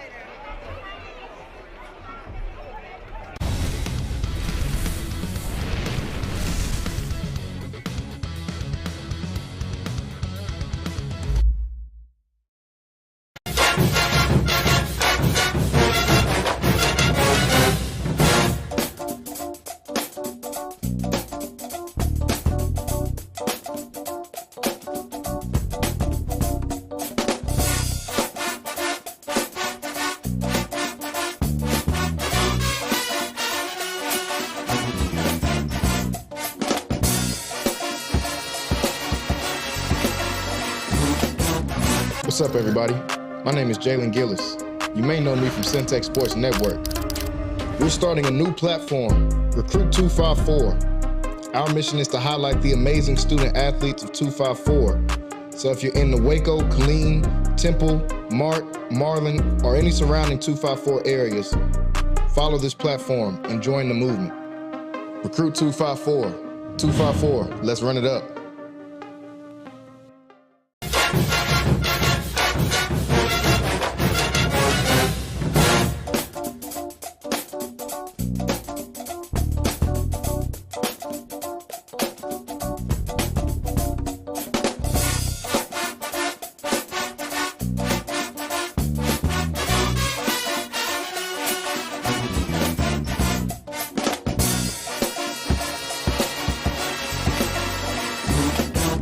What's up?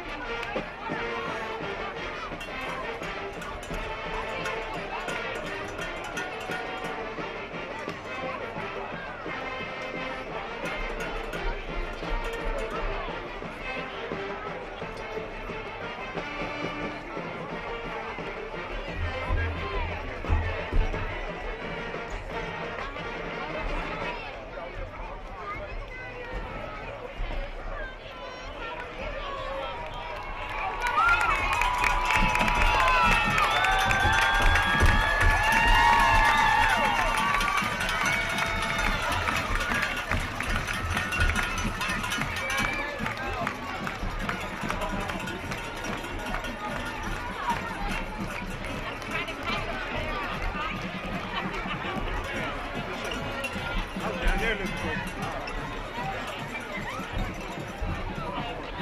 Want no change? Oh, yeah.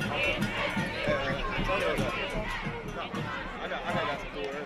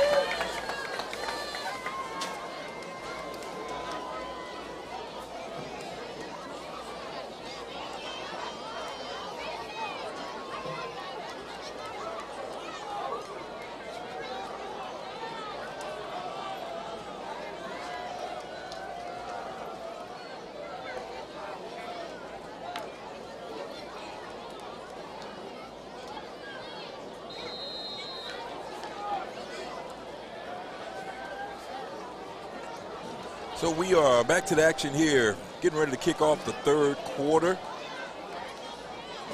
Conley up by 12 points as they kick off to Springtown, who deferred in the first half.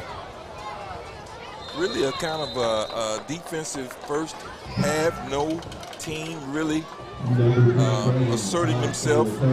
Conley is up on the score by 12. A lot of injuries in that first half.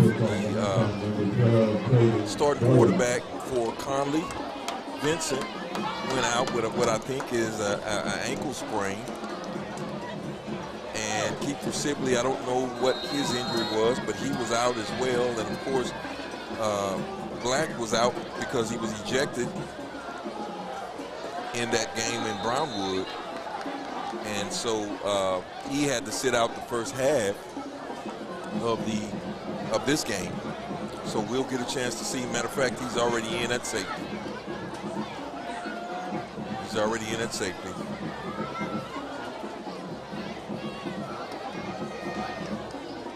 First run by Springtown, picks up 8.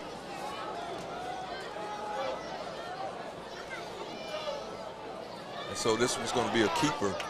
He doesn't get much. I don't think he gets to the first down. Well, it is. So it'll be a first down by Springtown. That was quarterback keeper.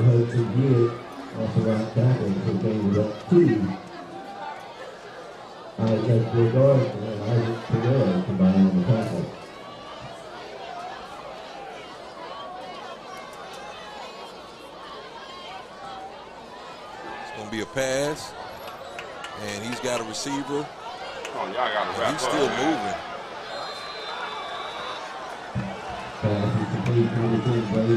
Conley has had some difficulty getting some of these big guys. There's some pretty good, big guys for Springtown. They've got some good size.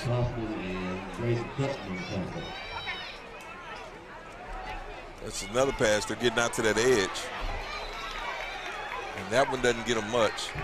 He may have gotten back to the line of scrimmage, or he might have lost one. Brought down from behind by number 2, Kobe Black for the Cadets. And so that'll be a loss of 1. Springtown with the ball here. And that is going to be a handoff to 3. And they've had a hard time getting him on the ground all night. He is built low to the ground.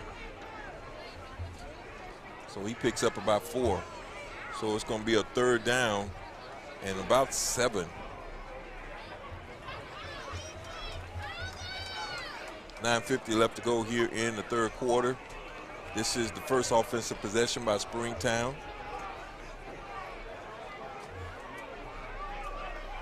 And it's a screen out to the end now.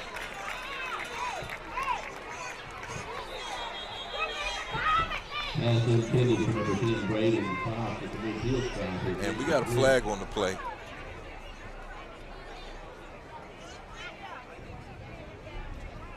Let's see what the call is.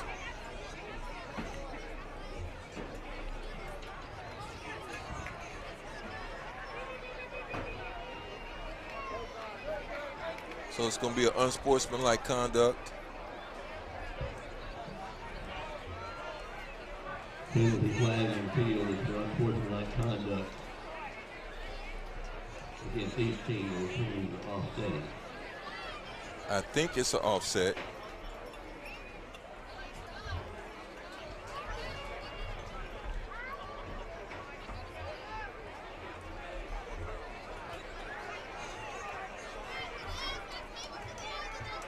So it's going to be a 4th down and 6 coming up. And the refs are still sorting some of this out. 4th down.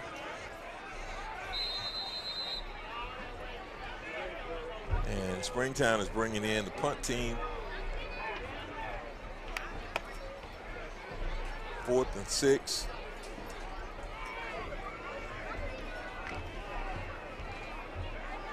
And if I'm Conley here, I'm very cognizant of fake kick. There's a lot of room out there on that end.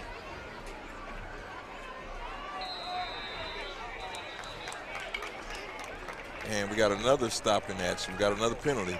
It's going to be a procedure, or is that a delay of game? It's a delay of game. So that'll move them back. So I don't think they'll try and fake. Now,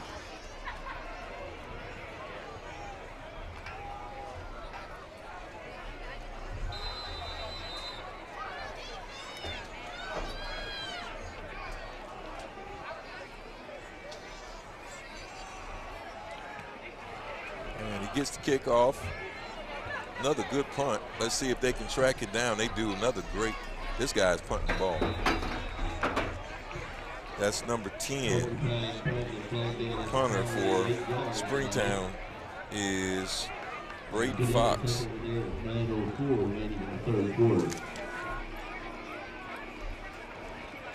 And so it looks like 9:04 left to go here in the 3rd quarter. It'll be Conley's ball, up by 12. They're coming in now. And looks like Shepard still in the game as backup quarterback. They've got one of their weapons back as Black is in the game, and he almost, yeah, that was Black. He almost gets that edge. They get him down on the ground. He almost gets that edge.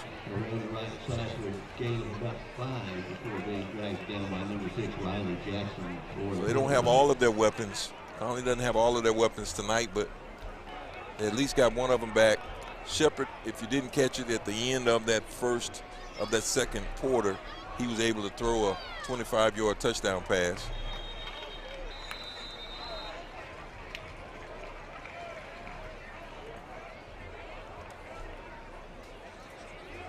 And that's going to be another procedure call. Another penalty.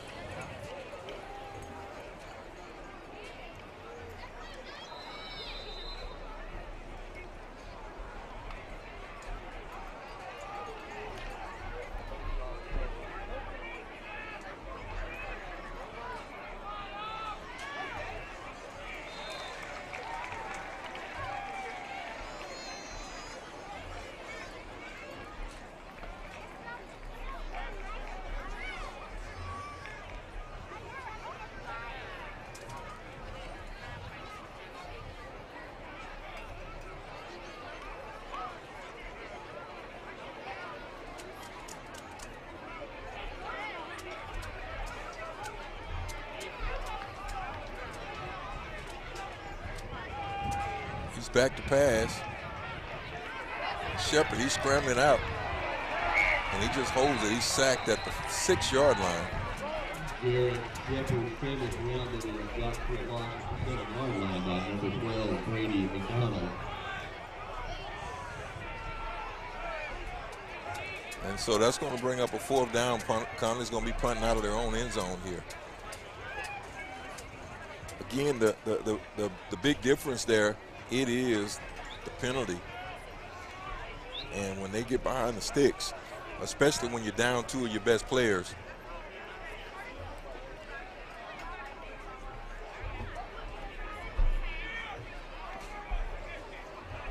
And it's a good kick, takes a good roll. It's almost back to the 50-yard line, so it's a 49-yard punt. 49-yard line, coming by number 12, Braden Bowen. So Connally go on defense. Conley will go on defense. 6.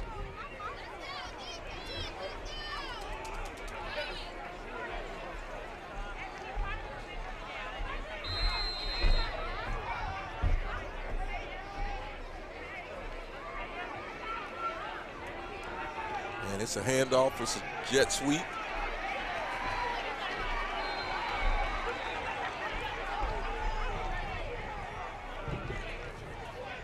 Gage Kaufman on the left side for a Porcupine first down before being taken down by so he'll get 11 on the jet sweep. So it'll be a first down.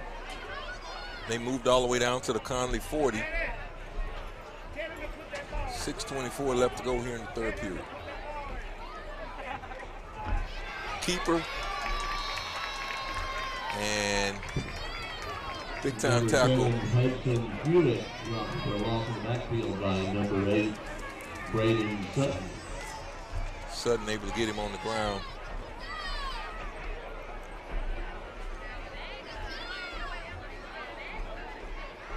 On homecoming night here in McPeople Stadium. It'll be a 2nd and 10, no gain on that last play.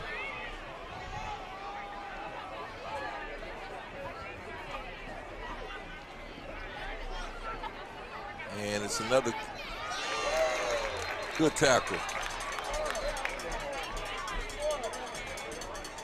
And we got a penalty and an injury. Great jogging and carry for no gain as he was tackled by number 17, Gage Kaufman.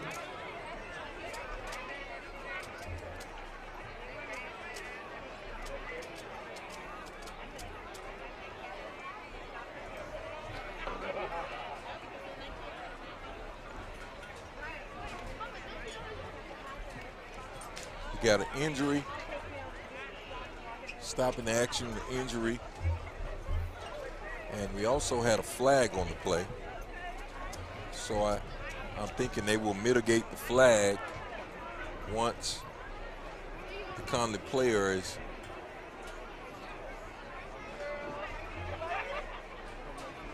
helped here. We'll keep it here. 7-19 here, 5:55 left to go here in the third quarter.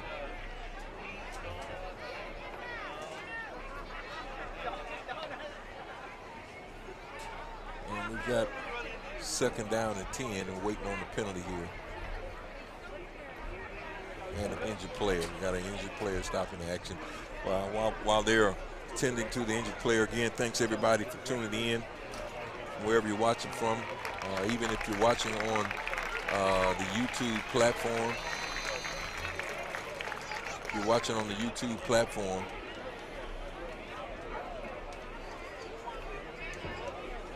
it's good to see Gage Kaufman, one of those gritty players.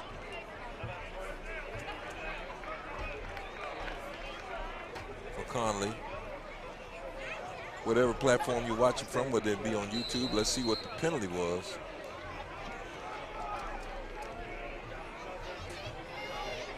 Okay, they must have picked up that flag.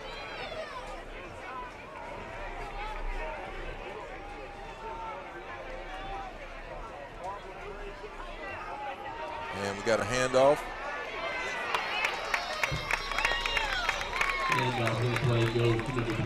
And that's going to bring up a 4th down.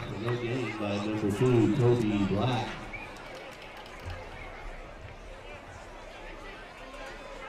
And we've got another stop in the action.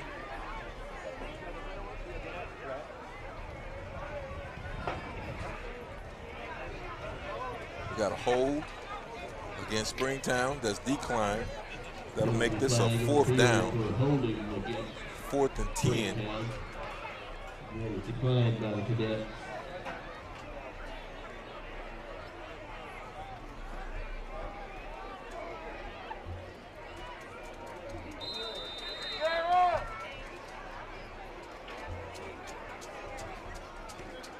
So this will be a punting down. Should be a punting down for Springtown, and Braden Fox, which is doing an excellent job punting the ball, has really pinned Conley in some terrible field position.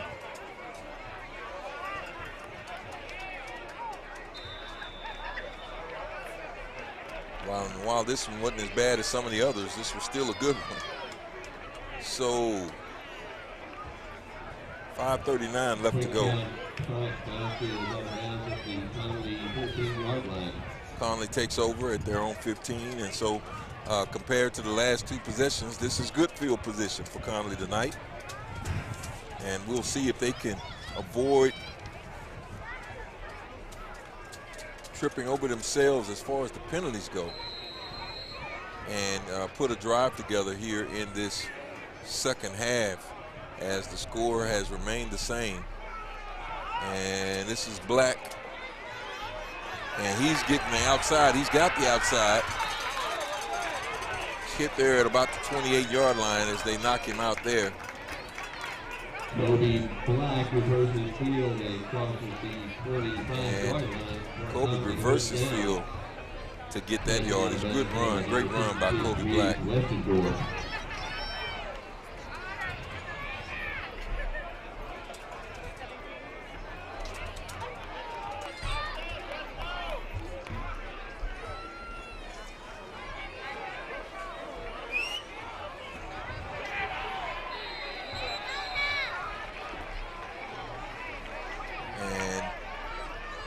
Conley 16, that looks like Rashad Stubbs. He gets the run and had a struggle there, and the Springtown defender finally got him on the ground. That'll bring up a second down. I think there was a no gain on that one. Clock running, third quarter, 4:32 left to go.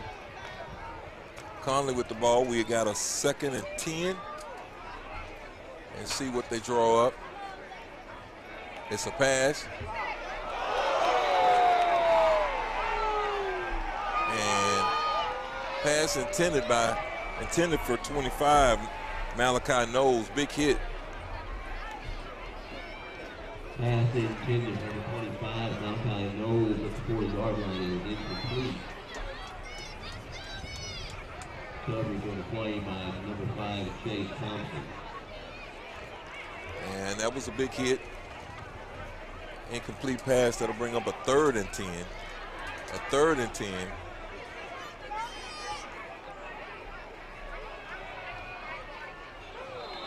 And another incomplete pass. So we're going to go to a 4th down here. So it's going to be a punting down for Connally. Pass intended for number 3, Riley at the 40-yard line was incomplete.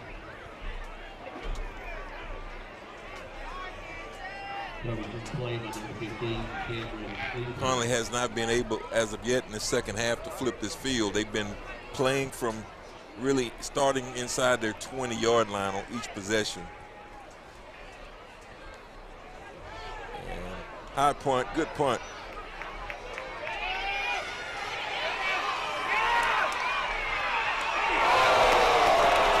Ooh, big hit on the sideline.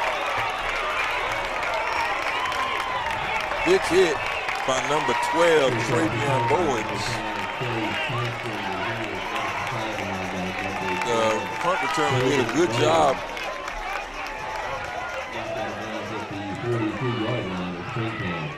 He did a good job evading that first tackler, but he picked up 20 yards. He paid for it at the end of it. Big hit.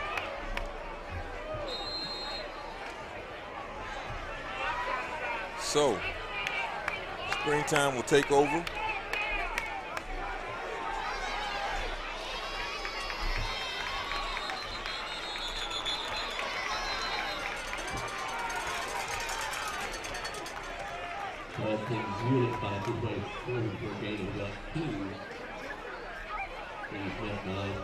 And that was a quarterback keeper. Gained a couple of yards.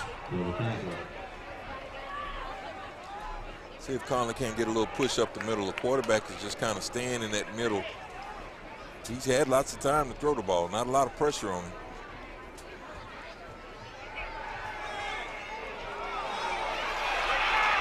And it's a big time pass, and it's caught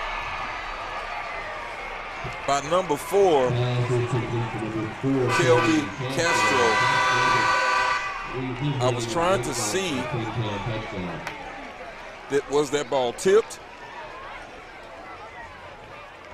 Here you see it on the replay. They just missed him. I think he was lined up at the tight end position. They just missed him, and he got right in that gap, and it results in a touchdown by Springtown. Extra point is good. The extra point is good. And with 3:13 remaining in the third quarter, the score is now Connally 19, Springtown 10. This is one of those ugly dogfights, and Conley's not playing their A game. They're not playing their best game tonight, and so they got to find a way to make the plays they need to make, so this doesn't turn into something that it should not be. So 3:13 left to go here in this third quarter. Garrett trying to rally his troops to get on top of these guys as they come out. Stay with us and we'll be right back.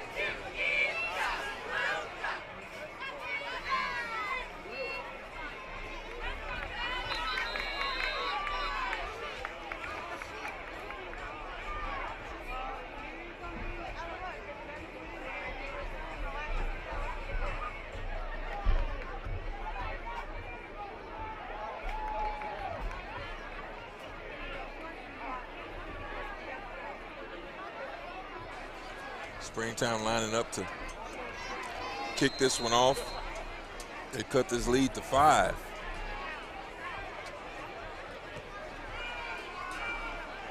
High kick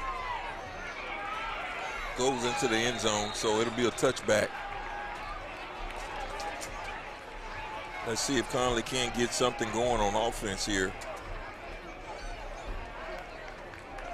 I'm not sure how many penalties has been, but I think penalties have been the biggest stopper, the biggest defender of Conley tonight.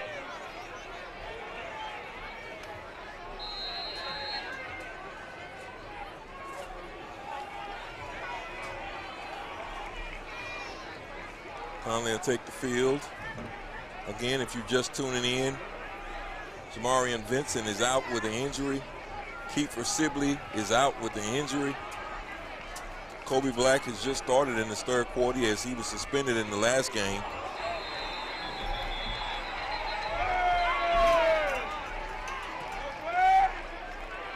That one never got started. And off of the play goes to number 34, Braden Ford, and he was tackled immediately by Hayden Nichols. So no gain on that one. It'll be second down.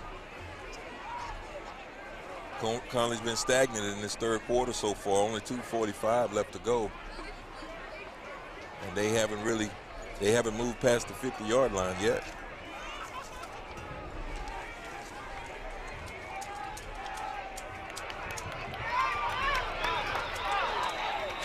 So that one they were able to get Kobe out in space. Kobe Black. Kobe Black on the left side. We're at the 48-yard line. Being knocked out of bounds by number 22, Darren Field.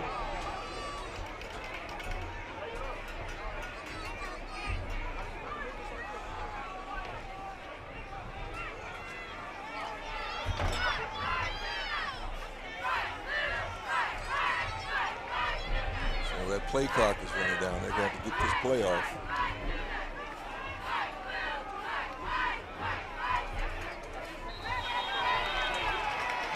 And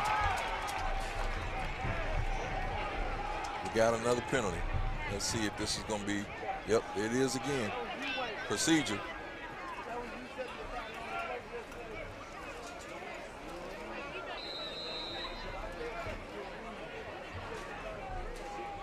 So instead of a 2nd and 4, 2nd and 5, now it's 2nd and 11.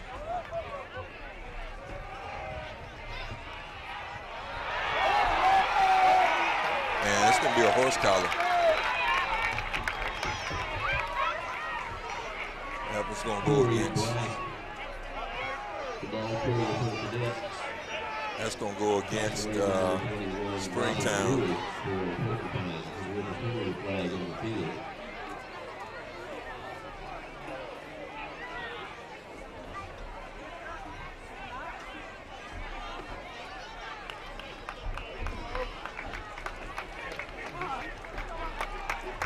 That should be enough for a first down. That's a 15-yard penalty.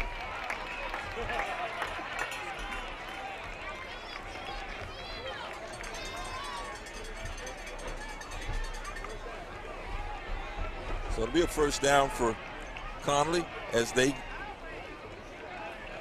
are the recipients of the 15 yards from the horse collar. Shepard, he hands it off. And it's a handoff to 16. He's coming around. He's got enough for the first down. That's Rashad Stubbs, backup running back. Crossing the midfield slot for a Conley first down. We'll try to chase Thompson, pushing him out of bounds at the end of that run. So that's some positive yards from the running back position.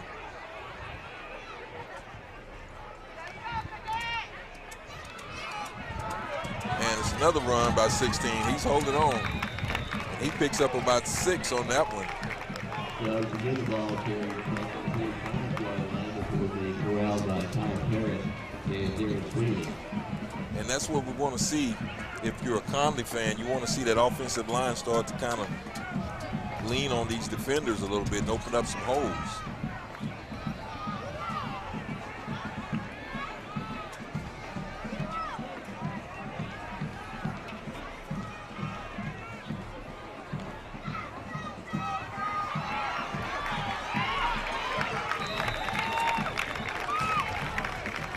And that's number 34, Braden Ford. Running over Chase Thompson before being finally tackled by number 22, Yair Hernandez. The result of that play is a cadet first down. 1:13 left to go.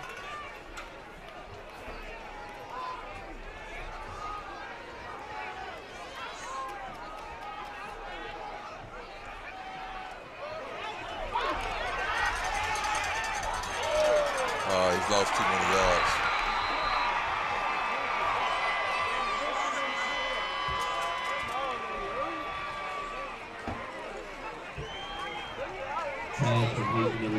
That was one of those plays where you draw it up and it looks good on Madden, but I don't know. That was a loss of 8.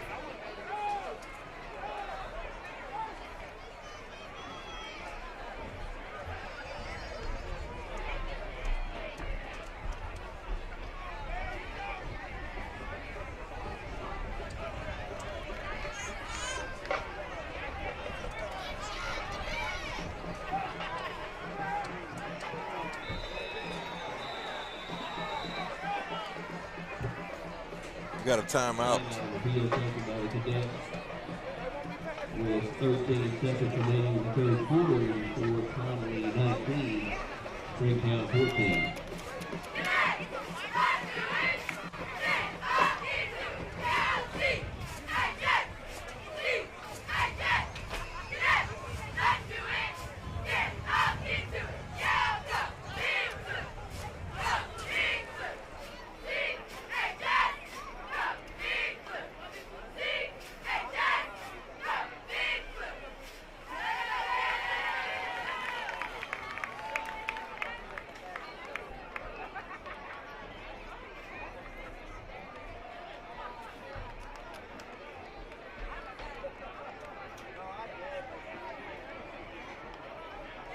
Back to the action, 13 seconds left to go here in the third quarter. Conley up by 5. Behind the sticks here, second down and 20.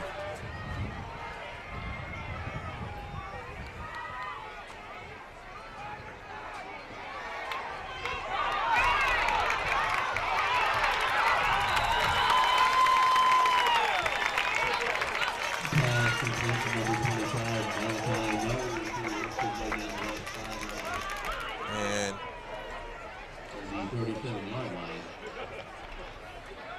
Malachi knows with a big gain there, but it's still going to be third down. Looks like 3rd and 9.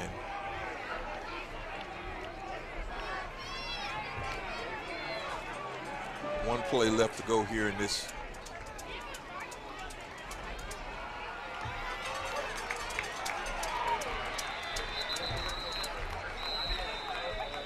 And Kobe Black takes that one. Gains about 3, but not enough for the first down. So it's going to be a 4th down here when we start this 4th quarter. As we get ready to go into this 4th quarter tonight, Conley up by 5 here in McPeople Stadium on homecoming. You're watching Conley Cadet football on Centex Sports Network. We'll be right back.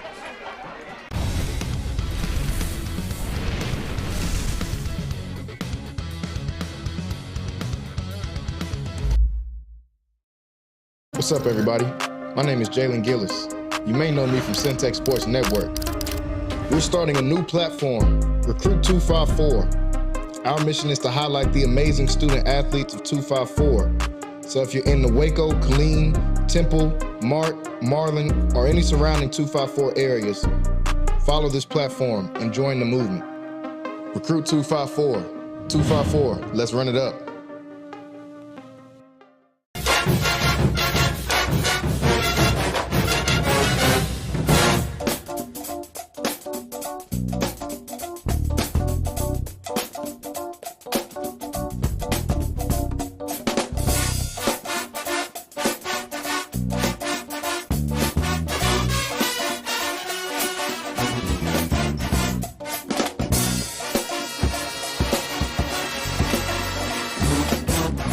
What's up?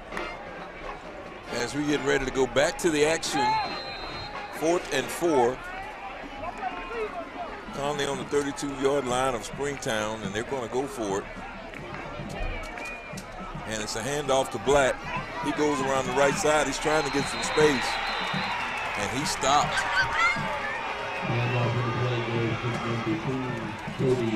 So it'll be a turnover on downs. He had nowhere to go on that particular side. There was nowhere for him to go on that play. They really kind of ran to the short side.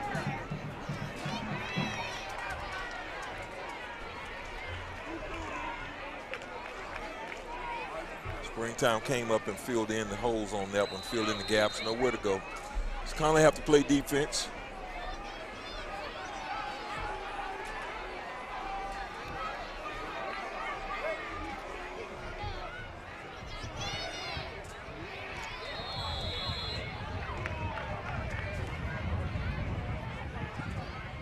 Greg Doggett into the middle of the line for a gain of about 3 as he's met there and brought down by 3-yard run by Doggett.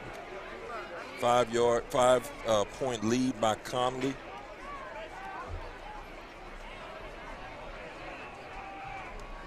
As it's already been stated, Keeper Sibley is out and Jamaria Vincent, the starting quarterback, is out.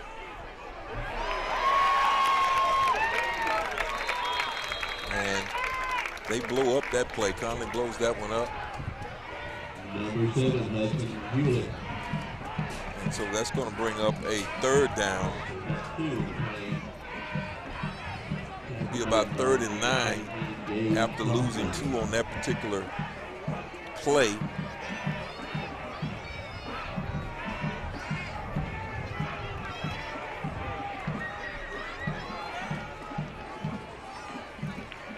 .44 left to go. Springtown. He's dropping back the pass. He's rolling. He throws it out. Oh, and it's a pass interference. I think that's gonna be the call. I'm gonna ask the replay booth to have that one queued up. It is a pass interference. Ask the replay guys if you could show that one again.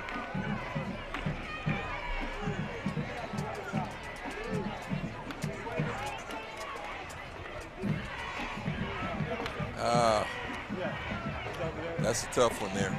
They probably did. That's a tough call.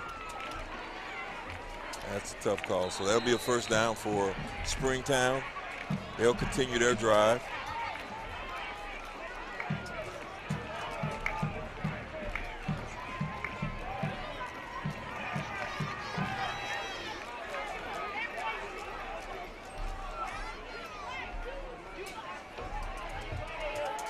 And it's going to be another run.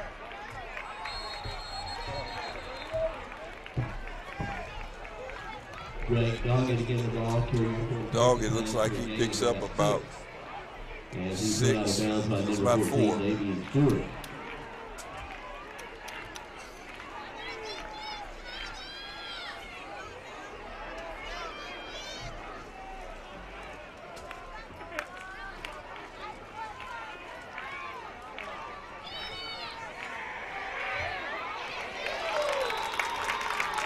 That's a big time stop by Conley on that one. The quarterback keeper. And I don't think he gained anything on that one. So it's going to bring up another third down. Another third down. Just under 10 minutes left to go. Fourth quarter, Conley with a 5-point lead, Springtown with the ball.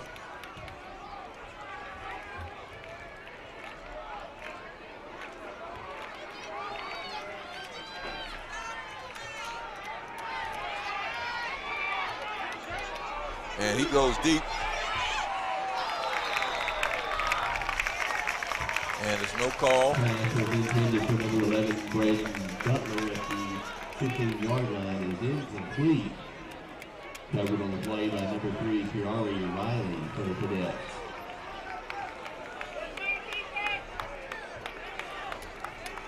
The defender had good position on that one. If he had turned his head,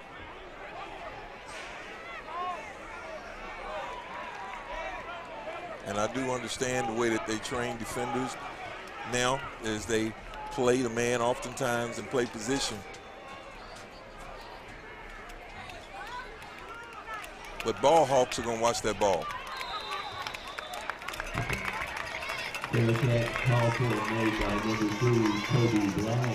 So Conley will get the ball back here with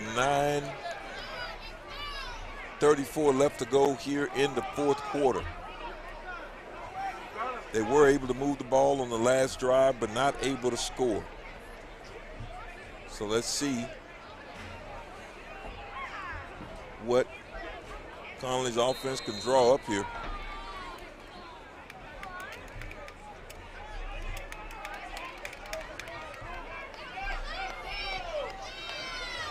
Again, the senior Shepherd has come in off the bench to play quarterback. That's a handoff. Kobe around the end.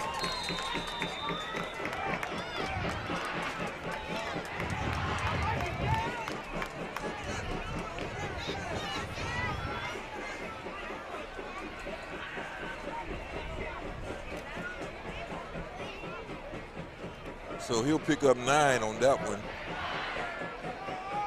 It'll be 2nd and 1. Let's see if the Conley Cadets can put a series together here.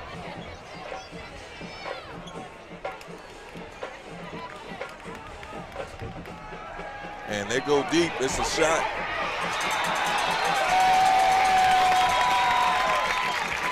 And looks like we got a PI, pass interference.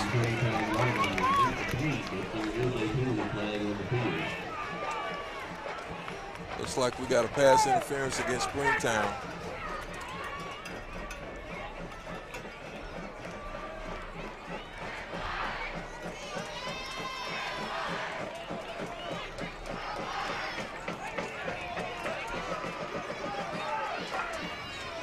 So they haven't been afraid to dial up some pass plays. Shepherd's already hit Riley for a 25-yard touchdown reception in the second quarter.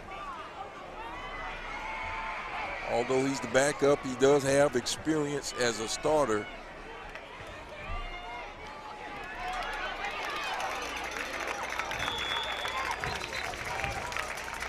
Brady Ford with a handoff towards his way to the middle of the line for about 5 or 6 yards before being tackled by Chase Thompson. That's 34.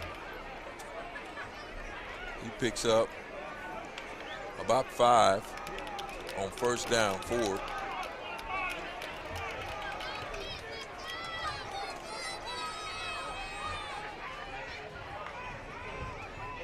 It's going to be a handoff again to Ford. He breaks at the second level. He makes those guys miss. He's still going. Brady Ford again the ball, so this time springs through past the 30-yard line to the 27. Big play. He makes the first guy miss. Once he breaks free to that second level, both backers miss. It's a great run by Ford.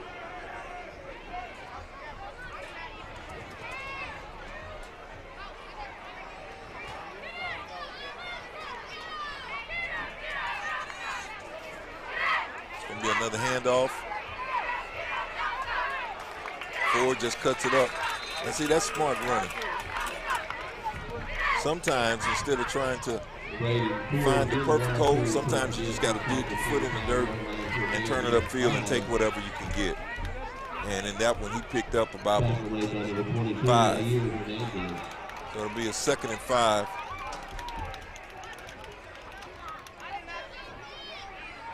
Just over 8 minutes left to go here in this fourth quarter. Conley on the Springtown 22-yard line threatening.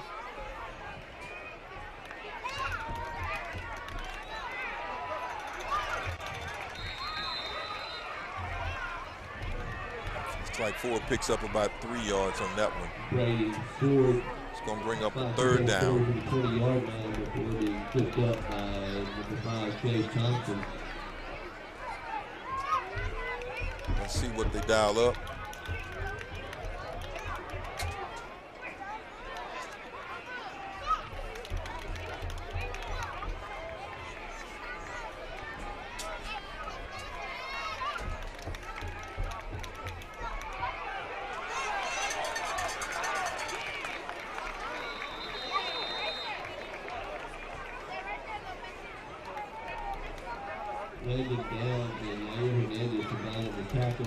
Ford digging on that one. I was trying to see where they're going to spot the ball. He's close. That's going to be a first down. Good run by Ford. In a game like this one, sometimes you just gotta just grind it out. 3 and 4 yards. Take it and keep moving and keep grinding on this clock. That one goes to Black. He goes around the left side. And we got a penalty coming from the back judge. It's a hold against Conley.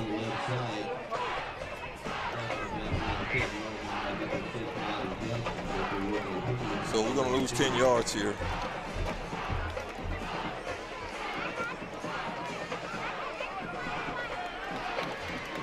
I didn't see. I was trying to see the hold.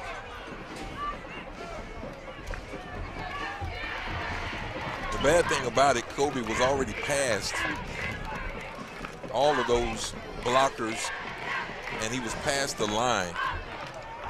So the hold didn't help Kobe, but it cost him 10 yards. So here is the penalty bug popping up again on Conley. Let's see if they can. It's going to be a 1st and 20. 1st and 20. It's a pass. He throws it out deep, just off the hands of Riley.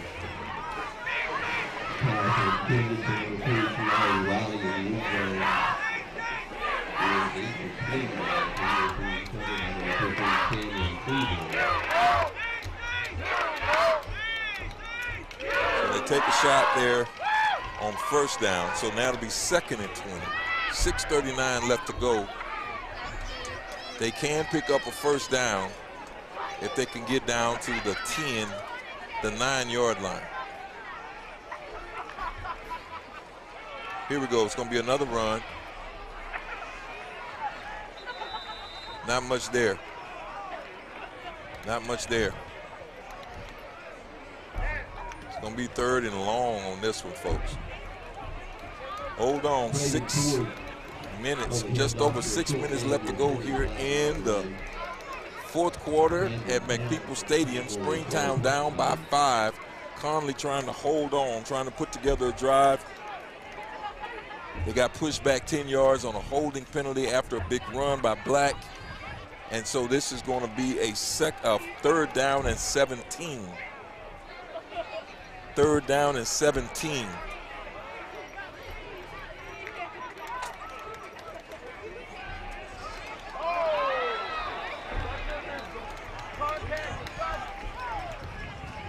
And it's an incomplete pass. Shepard's pass intended for number 3, Connally Riley at the 5-yard line is incomplete. Well, you got to go for it here. A punt's not going to help you any. And Cleveland will coverage for Springtown. So I'm going to just say this is a passing down.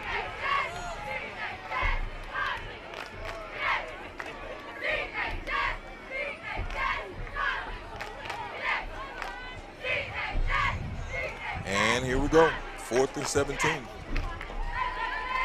And it's a back to pass. He's got to let it go. Oh, it's in and out of the hands.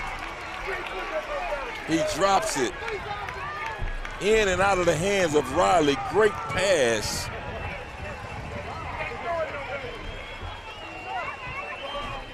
Thought he had it. Let's see that replay.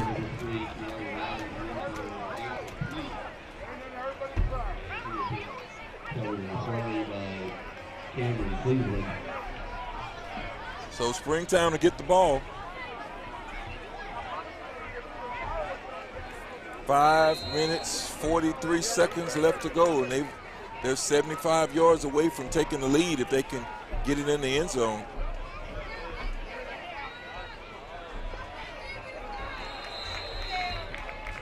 And that one just was a handoff, and the running back just slips.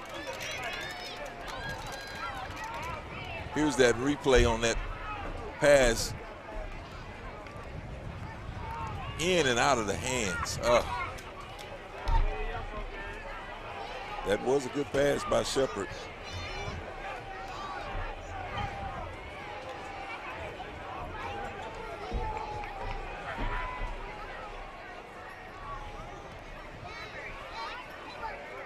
And it is a pass. Good tackle.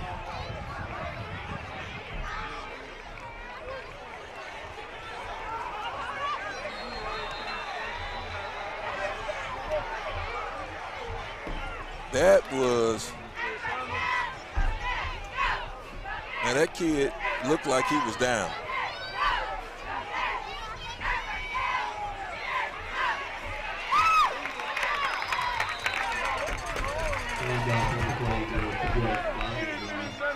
And so that's going to be a first down for Springtown. 4.5 left to go. Springtown, 65 yards away, trying to drive it down. Conley trying to hold on. Everybody hold on.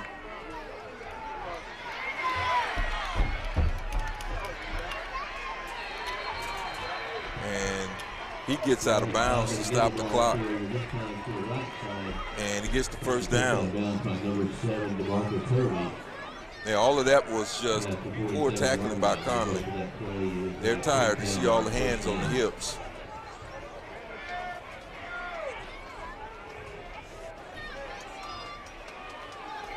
So that's another first down.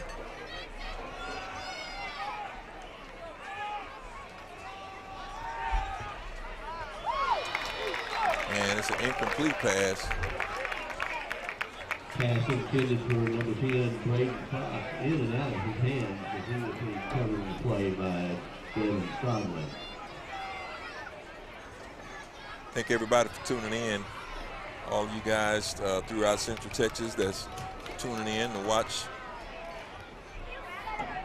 this matchup between Springtown and maybe not just Central Texas, but I'm sure it's quite a few Springtown fans watching here tonight. Springtown with the ball trying to drive.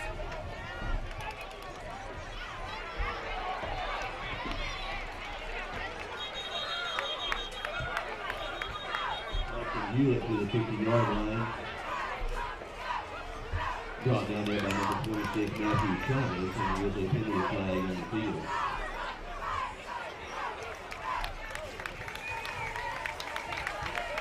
This penalty is going to be against Springtown.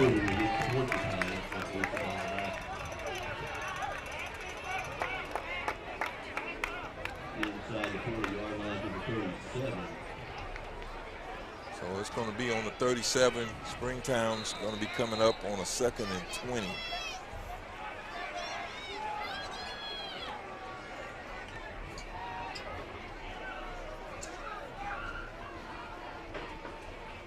And Springtown is back to pass.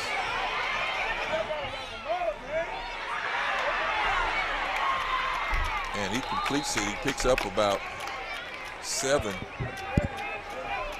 To make it a 3rd and 11. I'm sure Springtown's in 4-down territory. Conley just dialed up a little pressure. The defender just goes past him.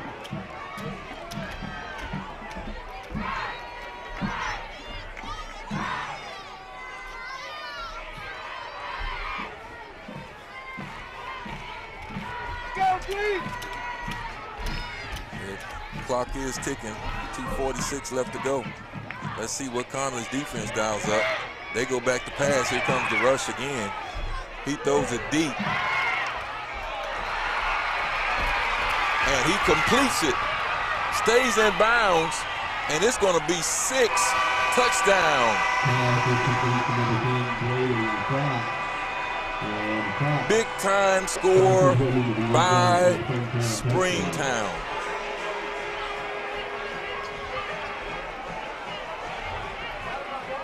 He scrambles out.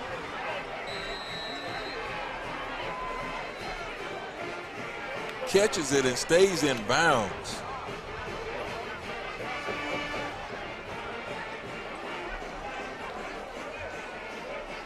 Big time play.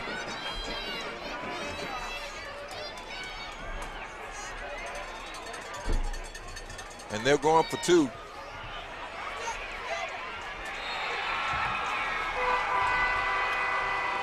And they get it. 2:32 remaining in the game. The score is now Conley 19, Springtown 23.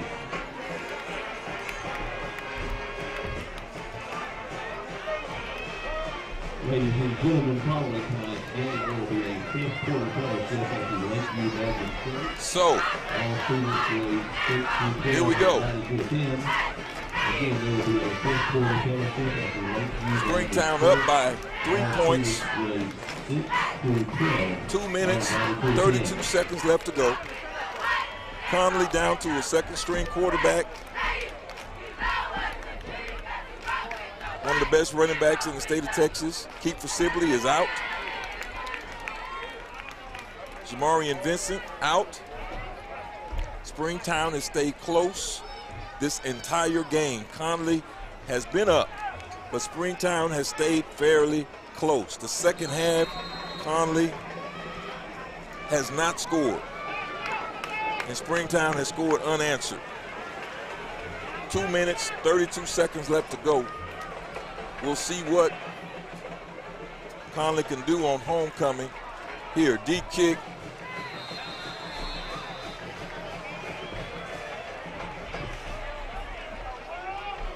And fair catch call for made by number 3, Riley Riley. And Riley calls for a fair catch. And, you know, of course, his team is getting on him. when you're dealing with high school kids, sometimes situational awareness, kids lose track of it. Ladies and gentlemen, may I have your attention, please, for the identification card turned in for Lisa Beth Rollins. So that's the press box again here, the identification card that has been turned in. So, Conley will take the ball at the 15-yard line.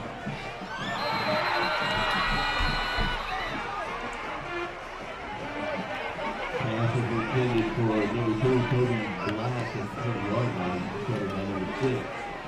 That pass is incomplete. First pass incomplete. They try to get the ball in the hands of Black. That'll be a 2nd down and 10.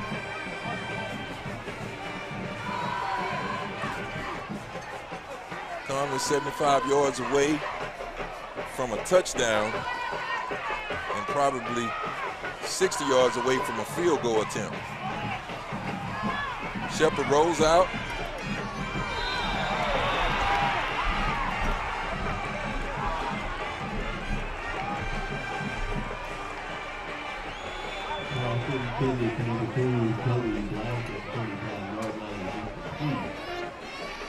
And that one, I don't think that one had a chance. They are bracketing Kobe Black, so there's no way he's going to just escape out of the backfield. Now, actually, right now,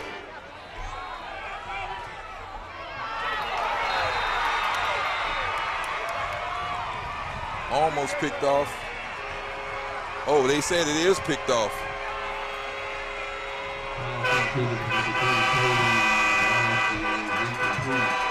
Let's see the replay. Intercepted by number 8, James Crawford, for a touchdown.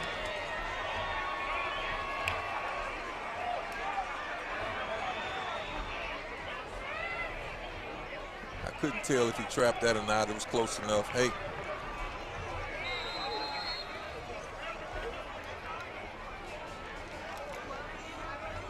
So I'm sure Springtown is going to be giving out a big dose of number 3, Drake Doggett.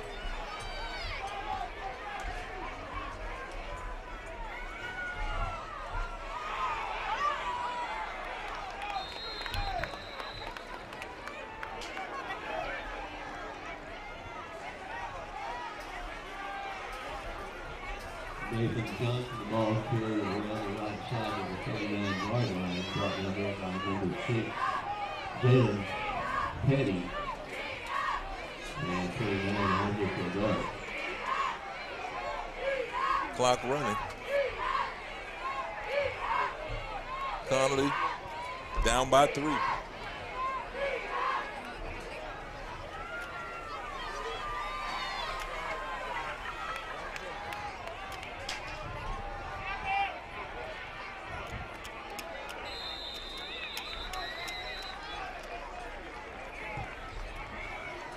Jalen Petty, right combined on tackle. Nathan Johnson at the 35. Conley calls a timeout off to that one. It's going to be a 3rd down and about 3, maybe 4.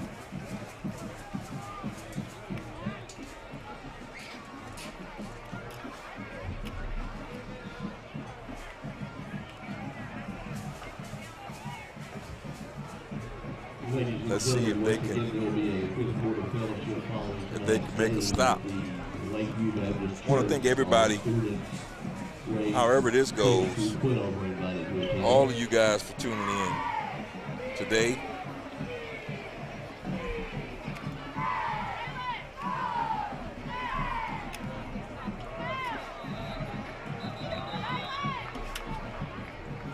I think the key to this one, however it turns out, Conley hadn't scored in the 2nd half.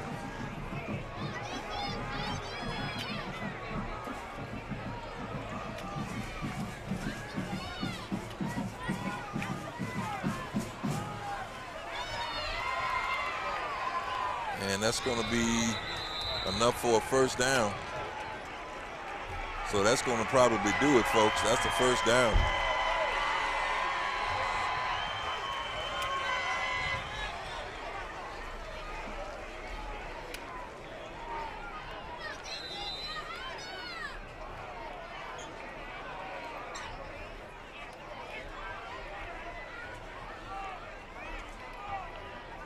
So tonight, it's looking like Conley's going to come up short tonight. Springtown is going to come out with a 3-point victory. And two of the keys to this, of course, has been penalties and the loss of Kiefer Sibley early in this game, or actually on the first series. I think he was out. And it's just been a lot of things that happened. It was a weird night, but hats off to Springtown. They played close. They came in here in the second half. I believe they were down 19 to, I can't remember if it was 19-7 at halftime. And they have stayed in and gritted it out. And the big plays, they didn't really make many big plays, but they just stayed in and kept grinding it out.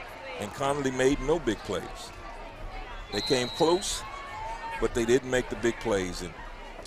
And when you have 11, 12 plus penalties and no big plays, it's hard to beat anybody.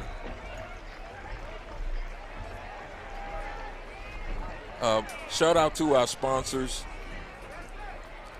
that help us bring these broadcasts to you. Shout out to Thirst Coffee across from Jubilee Theater. Thank you guys so much. Some of the best coffee and other drinks like that in the city of Waco. Shout out to Centex Primetime Talk Show. And shout out to Recruit 254. So tonight on homecoming, the Cadets come up short, 22-19. Hard loss tonight. And so we just regroup and get ready for district. Get ready for district play. Again, thank everybody so much again for watching. Tune in. Make sure you lock in and follow us. Thanks to all the Cadet Nation that watch. Thank you to everybody, even from Springtown that watch. You have been listening and watching Centex Sports Network. We'll be back on Friday night as Conley begins district. We'll be right back here, same bat time, same bat channel. It's Roy Gillis signing off. See you soon and be safe out there. I was on that front line, look. I was on that front line. Man, they finna tell us. Look, I was on that front line. How they finna tell us it ain't our time? Search what you can't find. I do it for them days that